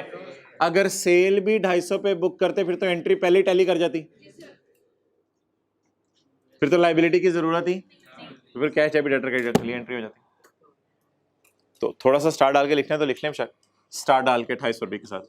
अगर पहले दिन से ही अंदाजा होता कि 15,000 यूनिट से ज्यादा नहीं खरीदेगा, तो अगर पहले दिन से ही अंदाजा होता कि 15,000 यूनिट से ज्यादा नहीं खरीदेगा तो फिर सेल 250 पे ही बुक करते। अगर पहले दिन से ही अंदाजा होता कि 10,000 यूनिट से ज्यादा नहीं खरीदेगा, 15,000 यूनिट से ज्यादा नहीं खरीदेगा, तो फिर सेल ही 250 पे बुक करते। 250 रुपए का डब्बा है ना, 215 का नहीं, 250 पे बुक करते। चलें ये आगे। अगला ऑर्डर आ गया है, अगला ऑर्डर आ गया है। अगले ऑर्डर में बताएं जो हमारा अंदाजा था वो सही साबित हुआ गलत? जो हमारा अंदाजा था वो सही साबित हुआ गलत? हमने क्या सोचा था कि कितने यूनिट्स ले लेगा 15 से ज्यादा और कितने यूनिट ले गया? इसका मतलब है शुक्र है वो जो हमारा अंदाजा था उसी के मुताबिक बात चल रही है। अच्छा अब यार एग्रीमेंट कब हुआ था? हमें क्या? ऑर्डर कब हुआ? हमें क्या? ऑर्डर कब हुआ? हमें क्या? हमारे सवाल में एक लाइन लिखी हुई है डिलीवरी की डेट को राइट टू मनी एस्टेब्लिश हो जाता है। ये लाइन कहाँ लिखी हुई है? Right to receive money established upon delivery. तो चलें जी 15 जुलाई के बारे में वो दो बातें बता दें। ये मेरा ऑर्डर कौन सा था? Order number 1। और अब कौन सा है? ऑर्डर नंबर 1 2 से मुराद मैं पार्ट बी के अंदर ही इसे ऑर्डर नंबर 1 कह रहा हूं, इसे ऑर्डर नंबर 2 कह रहा हूं जी। इसमें बता दीजिए डिलीवरी कब है? 15 और उसी दिन राइट टू रिसीव मनी भी एस्टेब्लिश हो गया और चीजें डिलीवर भी होगी। अब देखें ये तो इंट्रो की क्लास वाली एंट्री, सिंपल चीजें डिलीवर हो गई और पैसे लेने का हक बन गया। Debtor debit, sale credit. और कैश कब आया? 18 जुलाई को। डन जी। अच्छा अब आप हजरात मुझे बताइएगा डेट क्या डालूं मैं? 15 जुलाई। 15 जुलाई को क्या हुआ? 8000 डब्बे पैक करके पिकअप में रवाना किए। 8000 डब्बे पैक करके पिकअप में रवाना किए। जो 8000 डब्बे पिकअप में पैक करके रवाना किए उन 8000 डब्बों का सेल भी 215 पे बुक करें, डेटर भी 215 पे बुक करें। पुरानी सेल की टेंशन ना लें, उसको मैं खुद ही सेट करा दूंगा। पुरानी सेल की भी टेंशन ना लें, अभी सिर्फ मुझे इस सेल को लेके चलने दें। कितने डब्बे भेजे? 8000। और अब तो हमें भी कंफर्म ही है जो हमने सोचा था कि हमारी सेल तो 215 ही है। और अब सरासिफ को भी पता है कि उन्होंने पैसे 215 इन डब्बों के देने हैं। पुरानी की बात बाद में करूंगा। 215 इन डब्बों के देने हैं। अब बोले जो मैं सरासिफ को बिल भेजूं वो कितने डब्बों का, वो कितनी प्राइस वाला बिल भेजूं? 250 वाला बिल भेजूं 215 वाला? क्योंकि अब तो कस्टमर के जूते पहने सोचे, कस्टमर के जूते पहन के सोचे, उसको भी पता है मैं 15,000 की लिमिट क्रॉस कर गया हूं तो I am entitled to take benefit. तो अब बता दें डेटर भी किस पे बुक करूं और सेल भी किस पे बुक करूं? सेल किस लिए बुक करूं 215 पे? क्योंकि मेरा अंदाजा पहले भी यही था और मेरे अंदाजे के मुताबिक ही चल रहा है, तो इसलिए सेल 215 पे। और डेटर क्यों 215 पे बुक करूं? क्योंकि अब उसको भी पता चल गया कि मैं लिमिट क्रॉस कर गया हूं। अब मैं जिसको बिल बना के दे रहा हूँ तो वो कहेगा भाईजान ये वाला बिल भी 215 पे करो। पिछले को मैं करता हूँ डिस्कस। फिलहाल ये वाला बिल रिकॉर्ड करा दें। दोनों बिल मिक्स करके रिकॉर्ड ना कीजिएगा, मसला हो जाएगा। पुराने वाले बिल में भी एक मसला निकल आया। अभी इस वाले बिल को मुझे टेंशन खत्म करवाएं। बोलें कितने डब्बे भेजे हैं? 8000। इनके कितने पैसे सरासे से मांग सकते हैं? 215। और सेल भी कितने की बुक करें? इंटू 215, दोनों इसी पे 1700। जी भाई डन जी। अच्छा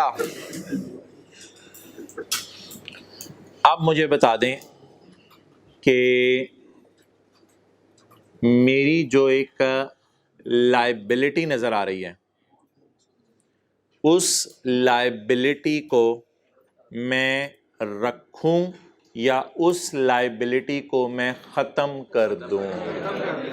उस लायबिलिटी को रखूं या उस लायबिलिटी को ख़त्म कर दूं? मेरा ख्याल क्या था?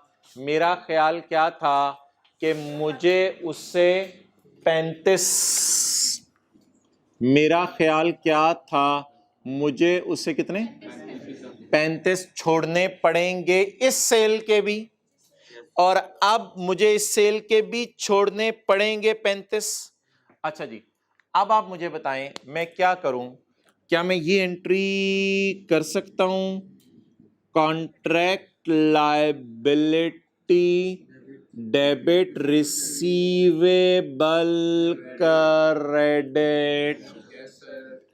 वो जब मुझे कहेगा कि तूने नए डब्बों का रिसीवेबल बुक कर लिया 215, तो ऐसा कर, अब असल में यार पैसे जा चुके हैं ना, वरना मैं पता क्या करता, उसे रिफंड कर देता पुराने डब्बों के पैसे, contract liability debit cash credit. Try to understand. मैं लायबल फील कर रहा था कि मैंने उसे कितना डिस्काउंट देना है,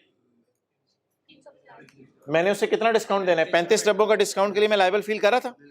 अब जैसे ही अगला ऑर्डर आया, मैंने कहा ये तो डिस्काउंट देना पड़ गया।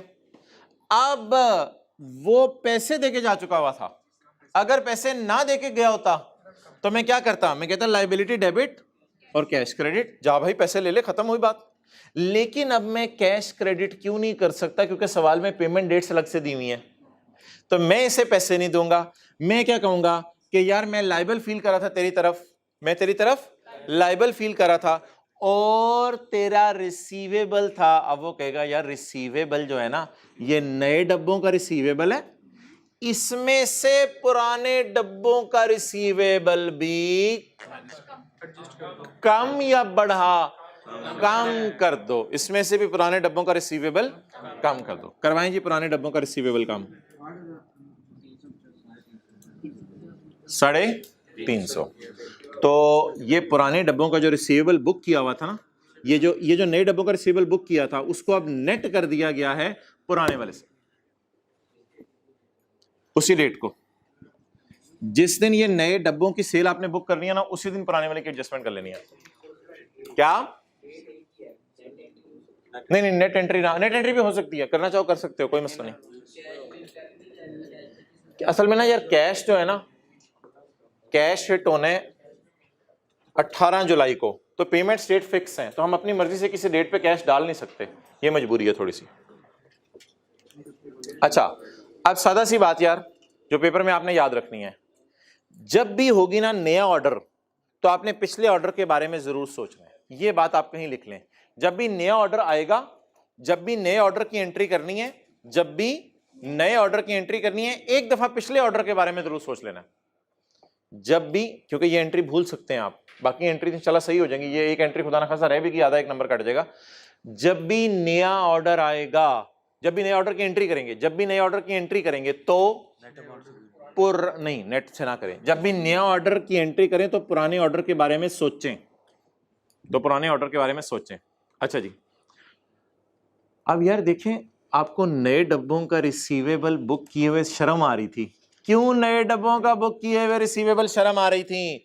आप उससे कह रहे थे नए डब्बों का रिसीवेबल बुक कर रहा हूं, वो कह रहा था चल नए डब्बों का रिसीवेबल तो तू बुक कर ले, वो तो 215 ही तूने बुक करने, लेकिन पुराने डब्बों का रिसीवेबल भी तो तूने ज्यादा रिसीव किया हुआ था मेरे से, तो इसलिए नए डब्बों के रिसीवेबल में क्रेडिट कर दें ताकि नेट रिसीवेबल मेरा कम हो जाए। अब आप मुझे बता दें, कॉन्ट्रैक्ट लायबिलिटी अकाउंट तो किताबों से फारग हो गया, कोई बता सकता है रिसीवेबल खड़ा कितने किताबों में? 1300। ये रिसीवेबल क्या है? ये नए डब्बों के पैसे रिसीवेबल हैं उससे, और पुराने डब्बों के नेट करके रिसीवेबल है। तो अब बता दें अगला बंदा कैश कितना देगा। अब अगली एंट्री कब करनी है? 18 जुलाई। 18 जुलाई को कस्टमर पैसे ले आया, कैश डेबिट रिसीवेबल क्रेडिट। जी हजरात मुझे बताएं रिसीवेबल खड़ा कितने पे था? 1720 पे। उल्टा कितने से दिया? बकाया कितने? 1370। तो 1370 वो हमें कैश दे जाएगा। सवाल खत्म। Point B.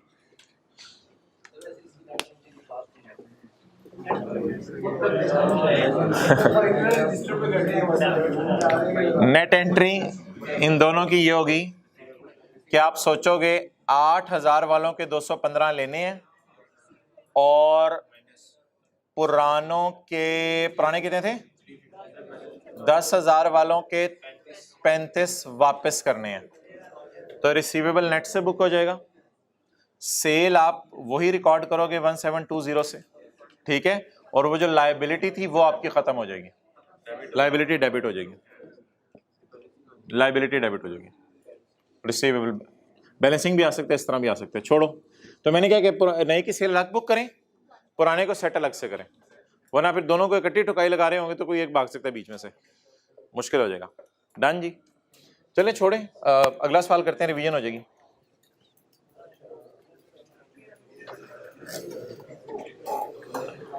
Thursday Enterprise is a supplier of products D and has provided you the following information.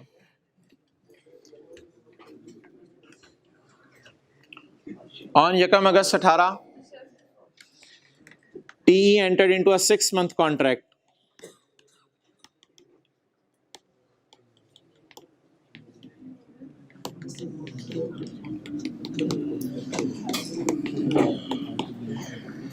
यकम अगस्त को हमने कस्टमर से मुआहदा किया है कि तू हमारे से चीजें खरीद ले जनवरी तक, for sale of G for ₹250 पर यूनिट। ये एक और टीचर हैं, मिसाल के तौर पे सर नवीद अंसारी। तो सर नवीद अंसारी के साथ ये मुआहदा हुआ है जी कि आप जो है वो 250 डब्बे जो है 250 का आपको हम डब्बा लगाएंगे under the following terms and conditions. If alpha purchases more than 5000 unit, अगर सर नवीद आपने 5000 से ऊपर डब्बे खरीद लिए तो फिर आपके लिए प्राइस कितनी कर देंगे हम, 215। तो वो what is market price, what is discounted price, 215। आज बड़ी मजे की लाइन है। शुरू में हमने सोचा था कि इतने डब्बे नहीं बिकेंगे, शुरू में हमने क्या सोचा था जी, इतने डब्बे नहीं बिकेंगे। At the inception of contract T concludes that alpha purchases will not exceed the 5000 units of threshold. शुरू में हमारा अंदाजा था, अब रिवीजन हो जाएगी, पिछले में कुछ और अंदाजा था, इसमें कुछ और अंदाजा था। तो हमारा अंदाजा था कि जी भाई इतने डब्बे नहीं बिकेंगे, 5000 डब्बे टोटल नहीं हो सकते। अच्छा, कॉन्ट्रैक्ट को भी काट दिया करें कि हुआ क्या, फिर वो हुआ फिर बाद में देखेंगे। ये तो अभी अंदाजा मैं आपके सामने शेयर कर रहा हूं, ये तो कॉन्ट्रैक्ट में जो बातें पहले तय हो रही हैं, ये यकम अगस्त की कहानी है भाईजान। ये सारी हमारी सोच है और ये हकीकत है और ये एहसास, अच्छा सॉरी, तो ये जो सोच पता है कहां से कहां तक है, ये सारी टर्म्स ऑफ एग्रीमेंट है। ये किस दिन तय हुई होंगी, यकम अगस्त को खड़े होकर ये सारी हमारी सोच थी, यकम अगस्त को खड़े होकर ये सारी हमारी सोच थी। और हो सकता है हकीकत सोच पे पानी फेर दे, या हो सकता है हकीकत भी वही हो जो हमारी सोच हो। लेकिन हमारी सोच क्या है, हमने सोचा ये है कि एक बंदे को 5000 तक यूनिट अगर बेच दिए मैंने तो उसे 215 के बेचूंगा, लेकिन अगर 5000 से कम बेचे तो 250 के बेचूंगा, 5000 से ज्यादा बेचे तो 215 के बेचूंगा। ये हमारी सोच थी। उस सोच में आगे मैंने ये सोचा कि मैं इनको 5000 मेरा नहीं ख्याल बेचूंगा, इतना बड़ा ये ऑर्डर प्लेस शायद ना करें। ये सोच के मैं काउंटिंग शुरू कर रहा हूं कि अगले ने डिस्काउंट नहीं लेना तो मैं कोई लायबिलिटीज डिस्काउंट की बुक नहीं करूंगा। अच्छा जी, डेट सब आपने मुझे लिखवानी है। ऑन यकम अगस्त entered into a contract with फलां फलां फलां। अच्छा, T is unconditional right to receive पैसे would be established upon completion of quality control. Quality control पर unconditional right है तो quality control से पहले conditional right है। Quality control पर कौन सा right आपका establish हो रहा है, अनकंडीशनल। तो फिर क्वालिटी कंट्रोल जब तक नहीं होगी तब तक भी पैसे मांगने का मुंह से हक नहीं है, दिल से आवाज आ सकती है, तब तक कंडीशनल राइट है आपका। T is unconditional right to receive money would be established upon quality control procedure by Alpha for the first order. First order में कहते हैं हम बोटी छोटी टांग शांग सारी ये चीजें चेक करेंगे, लेकिन उसके बाद द प्रोसीजर वुड टेक, अच्छा जी sorry, the procedure would take a week after receiving the goods. उसके बाद placement of order by alpha. अब सवाल में ऑर्डर डेट भी रेलेवेंट है। कहते हैं इसके बाद जिगर हमारा क्या मुआहदा है, जो तुझे पहला ऑर्डर मैं प्लेस करूंगा ना, पहले ऑर्डर में तूने क्वालिटी कंट्रोल रिव्यू मेरा कराना हुआ करा ली, लेकिन उसके बाद जो दूसरा ऑर्डर होगा ना उसमें फिर मेरा तेरे से पैसे मांगने का हक क्वालिटी कंट्रोल रिव्यू पर डिपेंडेंट नहीं होगा, बल्कि जैसे ही ऑर्डर तू ओए जैसे ही ऑर्डर प्लेस करेगा ना चीजें डिलीवर हुई होंगी ना पैसे आए होंगे। ये पता नहीं कौन सा सिनेरियो बनने लगा है। ये दूसरा वाला पता नहीं कौन सा सिनेरियो, ये जो दूसरी बुलेट है पता नहीं कौन सा सिनेरियो बनने वाला है। कहते हैं जैसे ही ऑर्डर आए वैसे ही मेरा पैसे मांगने का हक बन जाएगा। जैसे ही ऑर्डर, पता नहीं ये कौन सा है, क्योंकि मेरे ख्याल से ऑर्डर पे तो ना पैसे आए होते हैं कस्टमर से, ना चीजें डिलीवर हुई होती हैं। ऐसा ही है, आप घर बैठे पिज्जा हट को ऑर्डर करते हैं, भाईजान पिज्जा भेजो, ना उन्होंने भेजा होता है ना आपने पैसे दिए होते हैं। ठीक है, तो ये पता नहीं अब कौन सा सिनेरियो बनेगा। पहले, दूसरा, तीसरा, चौथा, 4 सिनेरियो आज पढ़े थे, पता नहीं ये कौन सा सिनेरियो बनेगा चौथा। बाय डिफॉल्ट हम कॉन्ट्रैक्ट को नॉन कैंसिलेबल एज्यूम करेंगे, कॉन्ट्रैक्ट होते ही नॉन कैंसिलेबल है। अच्छा जी, तो ये अब मजे का सिनेरियो हो गया। पहले ऑर्डर्स की डेट आप मुझे लिखवाएंगे और दूसरे ऑर्डर्स की डेट मुझे लिखवाएंगे, लेकिन मुझे ये बता दें कि इधर इसमें एक एक ऑर्डर को अलग अलग लेके चलें। इसमें एक डेट मुझे जरा साइड पे लिखवा दें, क्वालिटी कंट्रोल वाली। क्वालिटी कंट्रोल 28 अगस्त को चीजें डिलीवर होनी है, तो मुझे बता दें 28 अगस्त को अगर चीजें डिलीवर होनी है तो क्वालिटी कंट्रोल कब होगा?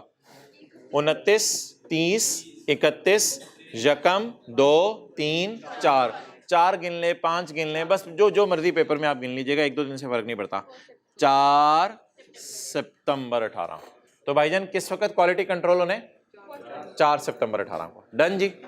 अब मुझे की डेट्स आपने लिखवानी है, की डेट्स। इसमें मैं ये डेट काटने लगा हूं क्योंकि ये तो ऑर्डर की डेट नहीं है, ये तो एग्रीमेंट की डेट है। एग्रीमेंट यकम को होता है, ऑर्डर तो फिर बाद आहिस्ता आहिस्ता होते हैं ना। एग्रीमेंट की डेट फारिग करें। मुझे लग रहा है पहले सिनेरियो में ऑर्डर की डेट भी मैं फारिग कर दूं, ऑर्डर की डेट भी फारिग कर दूं, क्योंकि ऑर्डर के ऊपर कुछ डिपेंडेंट नहीं है, वो तो सेकंड बुलेट में कोई बात लिखी हुई है ना। अब जो डेट्स रेलेवेंट बनेंगी वो कौन सी बनेगी? डिलीवरी कब है? 28 को। क्वालिटी कंट्रोल रिव्यू 4 सितंबर को। कैश, ओ मोहतरम तरतीब लिखवा दें, तरतीब से नंबरिंग दिलवा दें, नंबरिंग। 28 अगस्त पहले क्या होंगी चीजें, बाद में क्वालिटी कंट्रोल रिव्यू, और उसके बाद जाके मैं पेमेंट करूंगा। तो डेट्स लिखवा दें।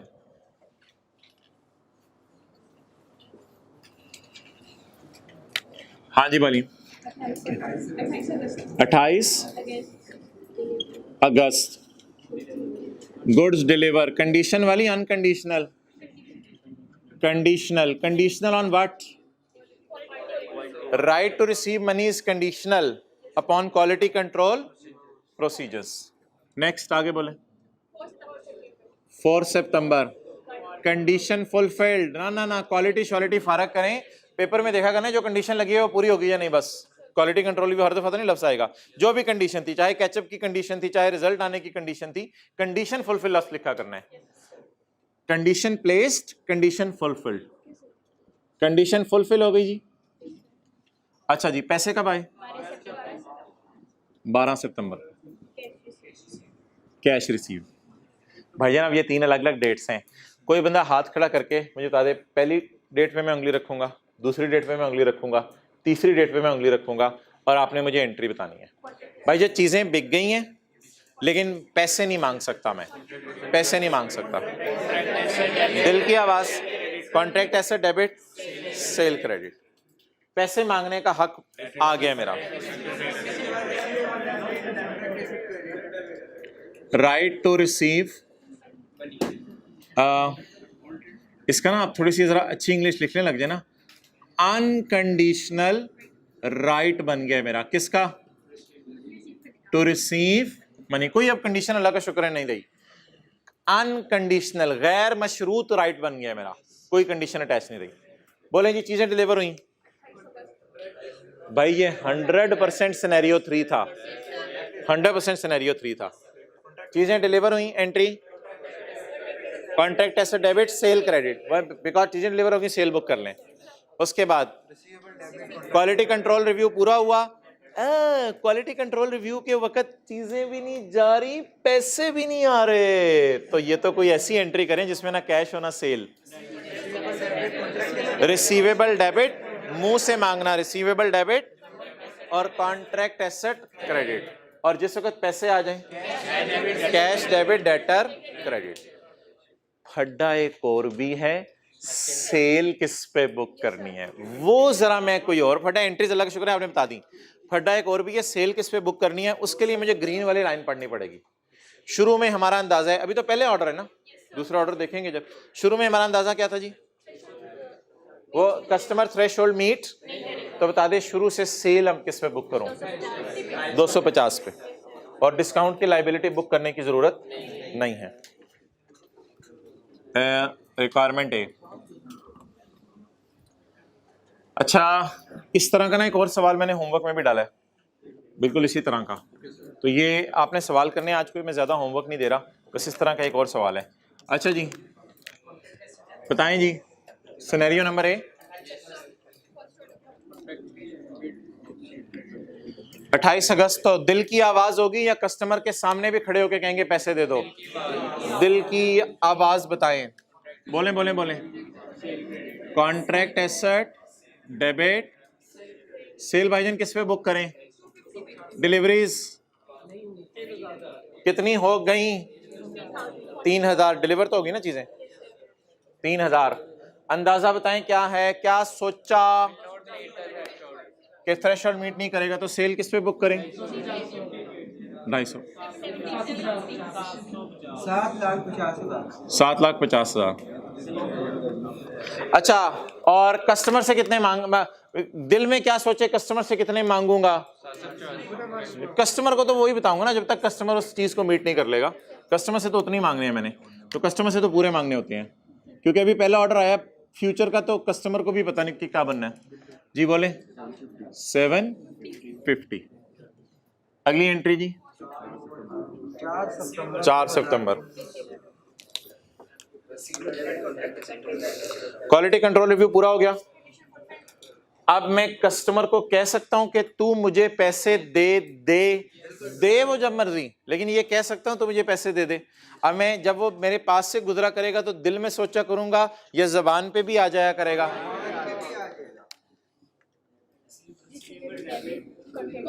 Receivable, debit, contract asset,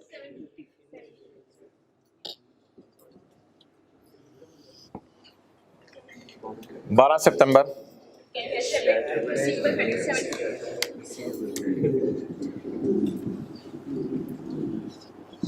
cash, debit. Homework वाले सवाल में आपका टेस्ट होगा कि आपको चीजें ये समझ आई या नहीं। पहले ये वाला सवाल कीजिएगा, फिर होमवर्क वाला। 750, और बल्कि अगले ऑर्डर में ही आपका टेस्ट हो जाएगा, मुझे तो लग रहा है अगला ऑर्डर ही आप खुद सॉल्व कर लें, अगले ऑर्डर में ही अंदाजा हो जाएगा आपको कि क्या बना है। यार आप डेट्स ना आप लिखें और अंग्रेजी आगे आप लिखें, ये जरा फिल कर लें, ये वाला डेटा फिल कर लें अगले ऑर्डर के लिए, डेट्स वाला, और आगे कुछ अंग्रेजी लिखें।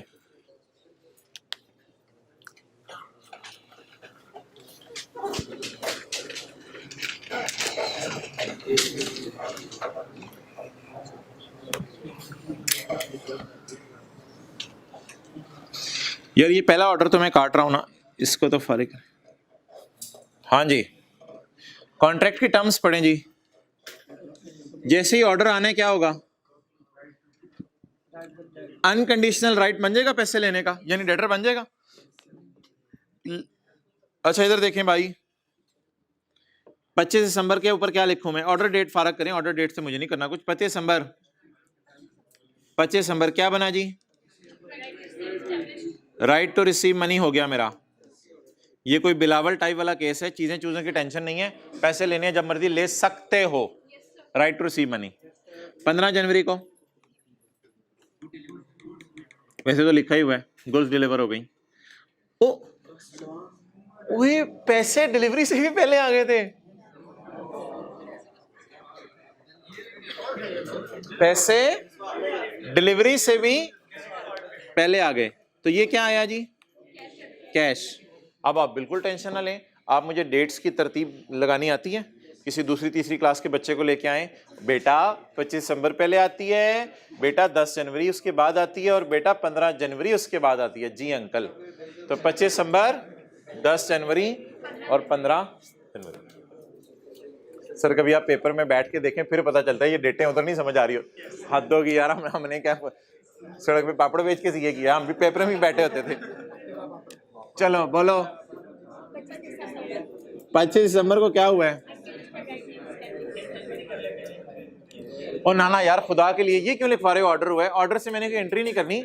जो मैंने आज 4 सवाल कराए हैं छोटे छोटे, उनकी वाली अंग्रेजियां मैं पूछवा रहा हूं।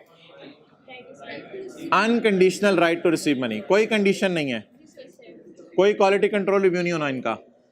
Unconditional right to receive money established. Done जी, आगे बोलें। On 10 January cash receive, goods delivered. By default हम एज्यूम करेंगे कॉन्ट्रैक्ट नॉन कैंसिलेबल है। अच्छा भाई इधर देखें सारे, अब 4 सिनेरियोज में से आपने सोचना है कौन सा है। पैसे भी नहीं आए, पैसे भी नहीं आए और चीजें भी डिलीवर। अब बता दें ये कौन सा सिनेरियो है? 4th सिनेरियो है। अब आप मुझे बता दें क्या डेबिट करूं? राइट टू रिसीव का मतलब डेटर, तो receivable debit, liability to deliver goods credit. Receivable debit, liability to deliver goods credit. अगली बात मुझे बता दें, मैंने कहा था यार अब टेंशन ही ना लें, क्या पहले होना है? जब पैसे आए तो रिसीवेबल क्रेडिट कर दीजिएगा, पहले पैसे आ गए रिसीवेबल क्रेडिट कर दीजिएगा, रिसीवेबल क्रेडिट कैश डेबिट, और जब चीजें डिलीवर की तो लायबिलिटी खत्म कर दी। अब बार बार बोलें, ये एंट्री करने के बाद क्या सोच रहे हैं? जब पैसे आए तो रिसीवेबल क्रेडिट और कैश डेबिट, और जब चीजें डिलीवर की लायबिलिटी डेबिट सेल क्रेडिट। तो ये दो एंट्रीज तो आपको पता है। पैसे आगे तो क्या एंट्री करेंगे? कैश डेबिट रिसीवेबल क्रेडिट, और गुड्स डिलीवर होगी तो liability debit contract liability debit. बस पहली एंट्री करनी होती है, दूसरी फिर खुद ही समझ आ जाती है। एक एंट्री और होगी इस ऑर्डर के इस ऑर्डर की पहली एंट्री के साथ ही मैंने आपको बताया पुराने ऑर्डर की कोई एडजस्टमेंट आ सकती है। तो ये एंट्री है जो बच्चा भूल सकता है, भूल जाए कोई इतना मसला नहीं, अगली एंट्री से इसको मार्क्स मिलेंगे। लेकिन ये वो एंट्री है नए ऑर्डर की पहली एंट्री, जो मैंने उर्दू में भी लिखवा दिया। नए ऑर्डर की पहली एंट्री आने पे आपने दूसरे ऑर्डर के बारे में सोचना जरूर है, सोचना जरूर है। चलें जी। ओ भाई कमिश्नर, वो ओ भाई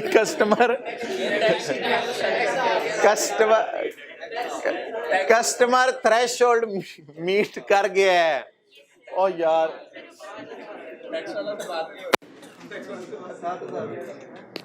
कस्टमर थ्रेशोल्ड मीट कर गया है। थर्सडे एंटरप्राइज, नाम देखें थर्सडे एंटरप्राइज। थर्सडे एंटरप्राइज अपनी बीवी वेडनेसडे एंटरप्राइज को कहेगा वेडनेसडे। यार अंदाजे भी तो गलत लानी है, अल्लाह दी बंदी, अंदाजे तो सही ला लिया कर।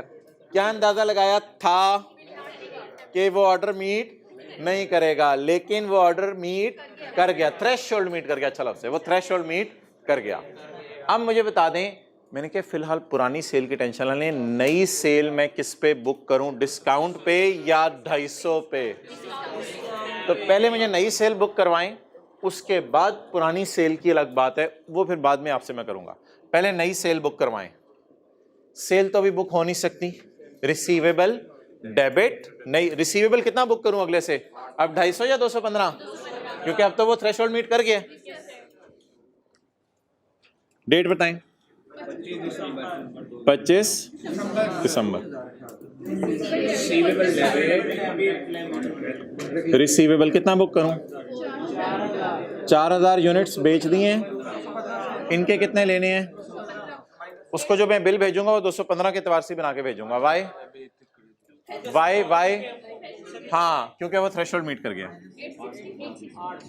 860 और कॉन्ट्रैक्ट लायबिलिटी 860।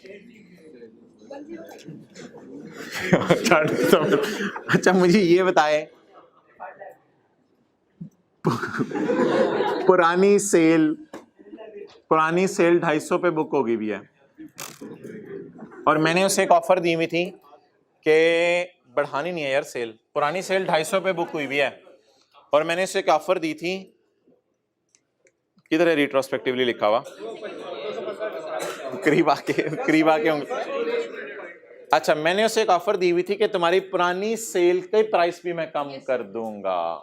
अब बता दें रियलिटी में वो डिस्काउंट ऑफर अवेल कर चुके हैं या नहीं कर चुके हैं? और जो हमारी थर्सडे एंटरप्राइज की बेगम थी जुबैदा, वेडनेसडे एंटरप्राइज, तो उसके मशवरे के मुताबिक तो हमने पूरी सेल बुक कर ली हुई थी। ठीक है, अब हम जुबैदा को क्या कहेंगे? बाजी नहीं अब हम उसे कहेंगे कि तूने पूरी सेल बुक करा दी हुई है। वो कहेगी रिवर्स कर ले सेल। क्या इसमें आए वाली क्या बात है? सेल रिवर्स कर लो। किस दिन? ओ भाईजान, जब नए कॉन्ट्रैक्ट की पहली एंट्री होगी तो दूसरी एंट्री भूलनी नहीं पेपर में, पुराने कॉन्ट्रैक्ट के बारे में भी सोचना है। ठीक है, अच्छा जी, सेल डेबिट करें। सेल कितने से कितने से सेल डेबिट? कितनी सेल ज्यादा बुक की हुई है? 250 के एतबार से हुई है। होनी कितने के एतबार से चाहिए थी? 215 के एतबार से इंटू 35। भाई इधर देखना, उधर ना देख। जिस वक्त चीजें बेची थी क्या सोचा था कि वो डिस्काउंट नहीं लेगा, तो सेल किस पे बुक कर दी थी? 250 पे। कस्टमर ने जब आके बड़ा ऑर्डर प्लेस किया तो अब नया ऑर्डर तो डिस्काउंट पे ही बुक करेंगे। पुराना ऑर्डर फुल सेल प्राइस पे रिकॉर्ड कर लिया है। अब अपनी सेल को क्या करना पड़ेगा? कम करना पड़ेगा। Sale debit 10। अच्छा यार, सेल मेरी गाल सुन लिया करो पहले, फिगर बाद में सही कराएगा। अच्छा, सेल डेबिट करके कैश क्रेडिट कर दें, उसे रिफंड कर दें पैसे, या फिर पेमेंट डेट सवाल में दी हुई है? पेमेंट डेट तो सवाल में दी हुई है ना, इसलिए पेमेंट डेट हम अपनी तरफ से कोई नहीं डाल सकते। सेल डेबिट करके असूली तौर पे उसे पैसे वापस करने चाहिए हमें पुरानी सेल के। असूली तौर पे ये यहाँ याद रखिएगा, इस एंट्री में मैंने पहले भी एक नई एंट्री डाली थी। असूली तौर पे ना उसे पैसे हमें वापस करने चाहिए, लेकिन अब मजबूरी पता है हमारी क्या है? हम उसे पैसे वापस कर नहीं सकते, सवाल में पेमेंट्स डेट गिवन है। आप बता दें उसे पैसे वापस, 3 लफ्ज बोल रहा हूं, उसे पैसे वापस करें, उसकी तरफ लायबल फील करें, या उसका रिसीवेबल कम कर लें, जो आप पसंद करें। पैसे तो क्रेडिट कम ना करें, उसे पैसे वापस कर दें, उसे लायबिलिटी उसकी तरफ लायबल फील कर लें, या उससे रिसीवेबल कम कर लें? रिसीवेबल कम कर लें। तो मैंने शायद सोल्यूशन में लायबिलिटी बढ़ाई हुई है, उससे भी कोई फर्क नहीं पड़ता, मैं आपको वो सोल्यूशन में चेंज करवा दूंगा ऑप्शन। लेकिन कैश नहीं क्रेडिट हो सकता क्योंकि कैश डेट पे सवाल में दी हुई है। अब क्या करें जी? उसका रिसीवेबल बुक कर चुके हैं तो वही रिसीवेबल कम कर लें।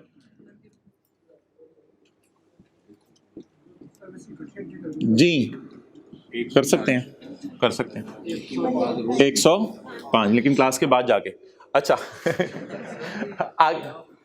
ये भी कर सकते हैं, सेल डेबिट ना करें, रिसीवेबल कम कर दो, कॉन्ट्रैक्ट लायबिलिटी क्रिएट कर दें। हाँ ठीक है, रिसीवेबल डेबिट, लेकिन सेल को इधर तो एडजस्ट तो करना है ना।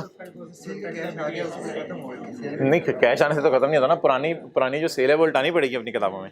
कैश आ गया से खत्म नहीं होता, उसे मुंह से बोला हुआ कि पैसे कम कर देंगे। अब राइज वाले आपको कहें भाई ये पहला पेपर पढ़, तूने पढ़ लिया, राइज वाले ने कहा अगला पेपर भी तो पढ़ेगा तो पिछले पेपर के पैसे भी तुझे वापस होंगे। तो इसका क्या मतलब है कि कैश आ गया तो वो सेल है? नहीं, पुरानी सेल भी रिवर्स करेगा। तो अच्छा जी, नेक्स्ट जी 10 जनवरी। उन्होंने क्या मुकाओ काम नहीं यार, कितने पीछे पे हो। 10 जनवरी क्या आया है भाईजान? कैश आया है। कस्टमर, मेरे ख्याल से कस्टमर इतना अक्लमंद होगा कि कस्टमर सोचेगा कि इसके पैसे इतने उसने रिसीवेबल किए हुए हैं और पुरानी के पैसे भी मैंने वापस लेने हैं। तो कस्टमर मेरे ख्याल से रिसीवेबल जब रिसीव करने आएगा सेलर उससे, तो कस्टमर काट के ही पैसे देगा। तो बता दें नई सेल का रिसीवेबल कितना है, पुरानी का कितना वापस करना है? 105। तो नेट रिसीवेबल 755। और इसका एक तरीका ये भी होता है ना, ये देख लें रिसीवेबल खड़ा किस पे हुआ है, डेबिट क्रेडिट नेट करके।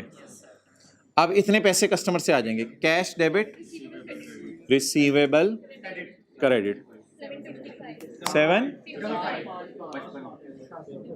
7 5 5। और ये एंट्रीज अल्लाह का शुक्र है हमने पहले से लिखी हुई थी। 15 जनवरी को एंट्री बता दें। चीजें डिलीवर होनी है, चीजें बिरयानी के डब्बे आ गए, चीजें डिलीवर हो गई, तो ये लाइबिलिटी खड़ी हुई है और खड़ी हुई है, देख लें लाइबिलिटी नजर आ रही है, ये लाइबिलिटी खड़ी हुई है, इसे आउटस्टैंडिंग कहते हैं, बिठाना नहीं है, इसको लिटा देना है। Contract liability debit, contract liability debit. Sale credit कितने से जी? ओ भाई सेल की टेंशन ना लें, 215 पे ही मैंने बुक किया है, 215 वाली सेल ही है, सेल 215 वाली है। सोचा तो कुछ और भी था आपको क्या क्या करवाना है आज, लेकिन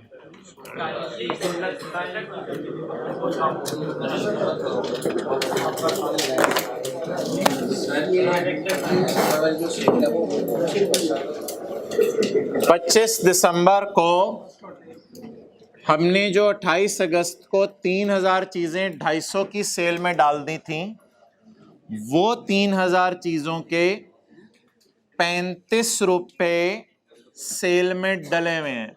हालांकि सेल बुक होनी चाहिए थी 215 से, लेकिन हमारा अंदाजा था कि 250 से होगी, अब वो 35 रिवर्स करने हैं। लेकिन उसे पैसे भी ना दें फौरन, असूली तौर पे तो सेल का रिफंड होना चाहिए, लेकिन उसे पैसे इसलिए ना दें कि पेमेंट डेट सवाल में जरा अलग करके दी हुई है, तो इसलिए उसका रिसीवेबल कम कर लें कि उससे इतने पैसे रिसीव नहीं करने। अच्छा, अब आप नोट्स में आए, होमवर्क देखें जरा।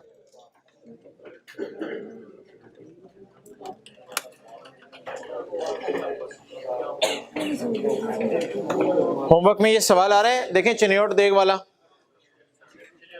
चिन्योट देग वाला आ रहा है सवाल, ये चिन्योट देग वाला सवाल टेक कर लें, चिन्योट देग वाला। अच्छा, इसके बाद होमवर्क में ये ढूंढे आ रहे हैं पेज 119, 20 और 21 पर एग्जाम्पल 1, 2 और 3। पूरा होमवर्क आपका 30 मिनट से कम लेगा। रीजन इज कि जो पेज 119, 20, 21 के किताब पे एग्जाम्पल्स दी हुई हैं, ये वो छोटी छोटी 4 एग्जाम्पल्स हैं जो सुबह आते मैंने की थी, छोटी छोटी 4 एग्जाम्पल जो सुबह आते हुए मैंने की थी, उनकी रिवीजन बड़ी जरूरी है। तो पहले आप ये कीजिएगा और फिर बाद में दूसरा वाला सवाल कीजिएगा, ठीक है? क्लोज कर दें।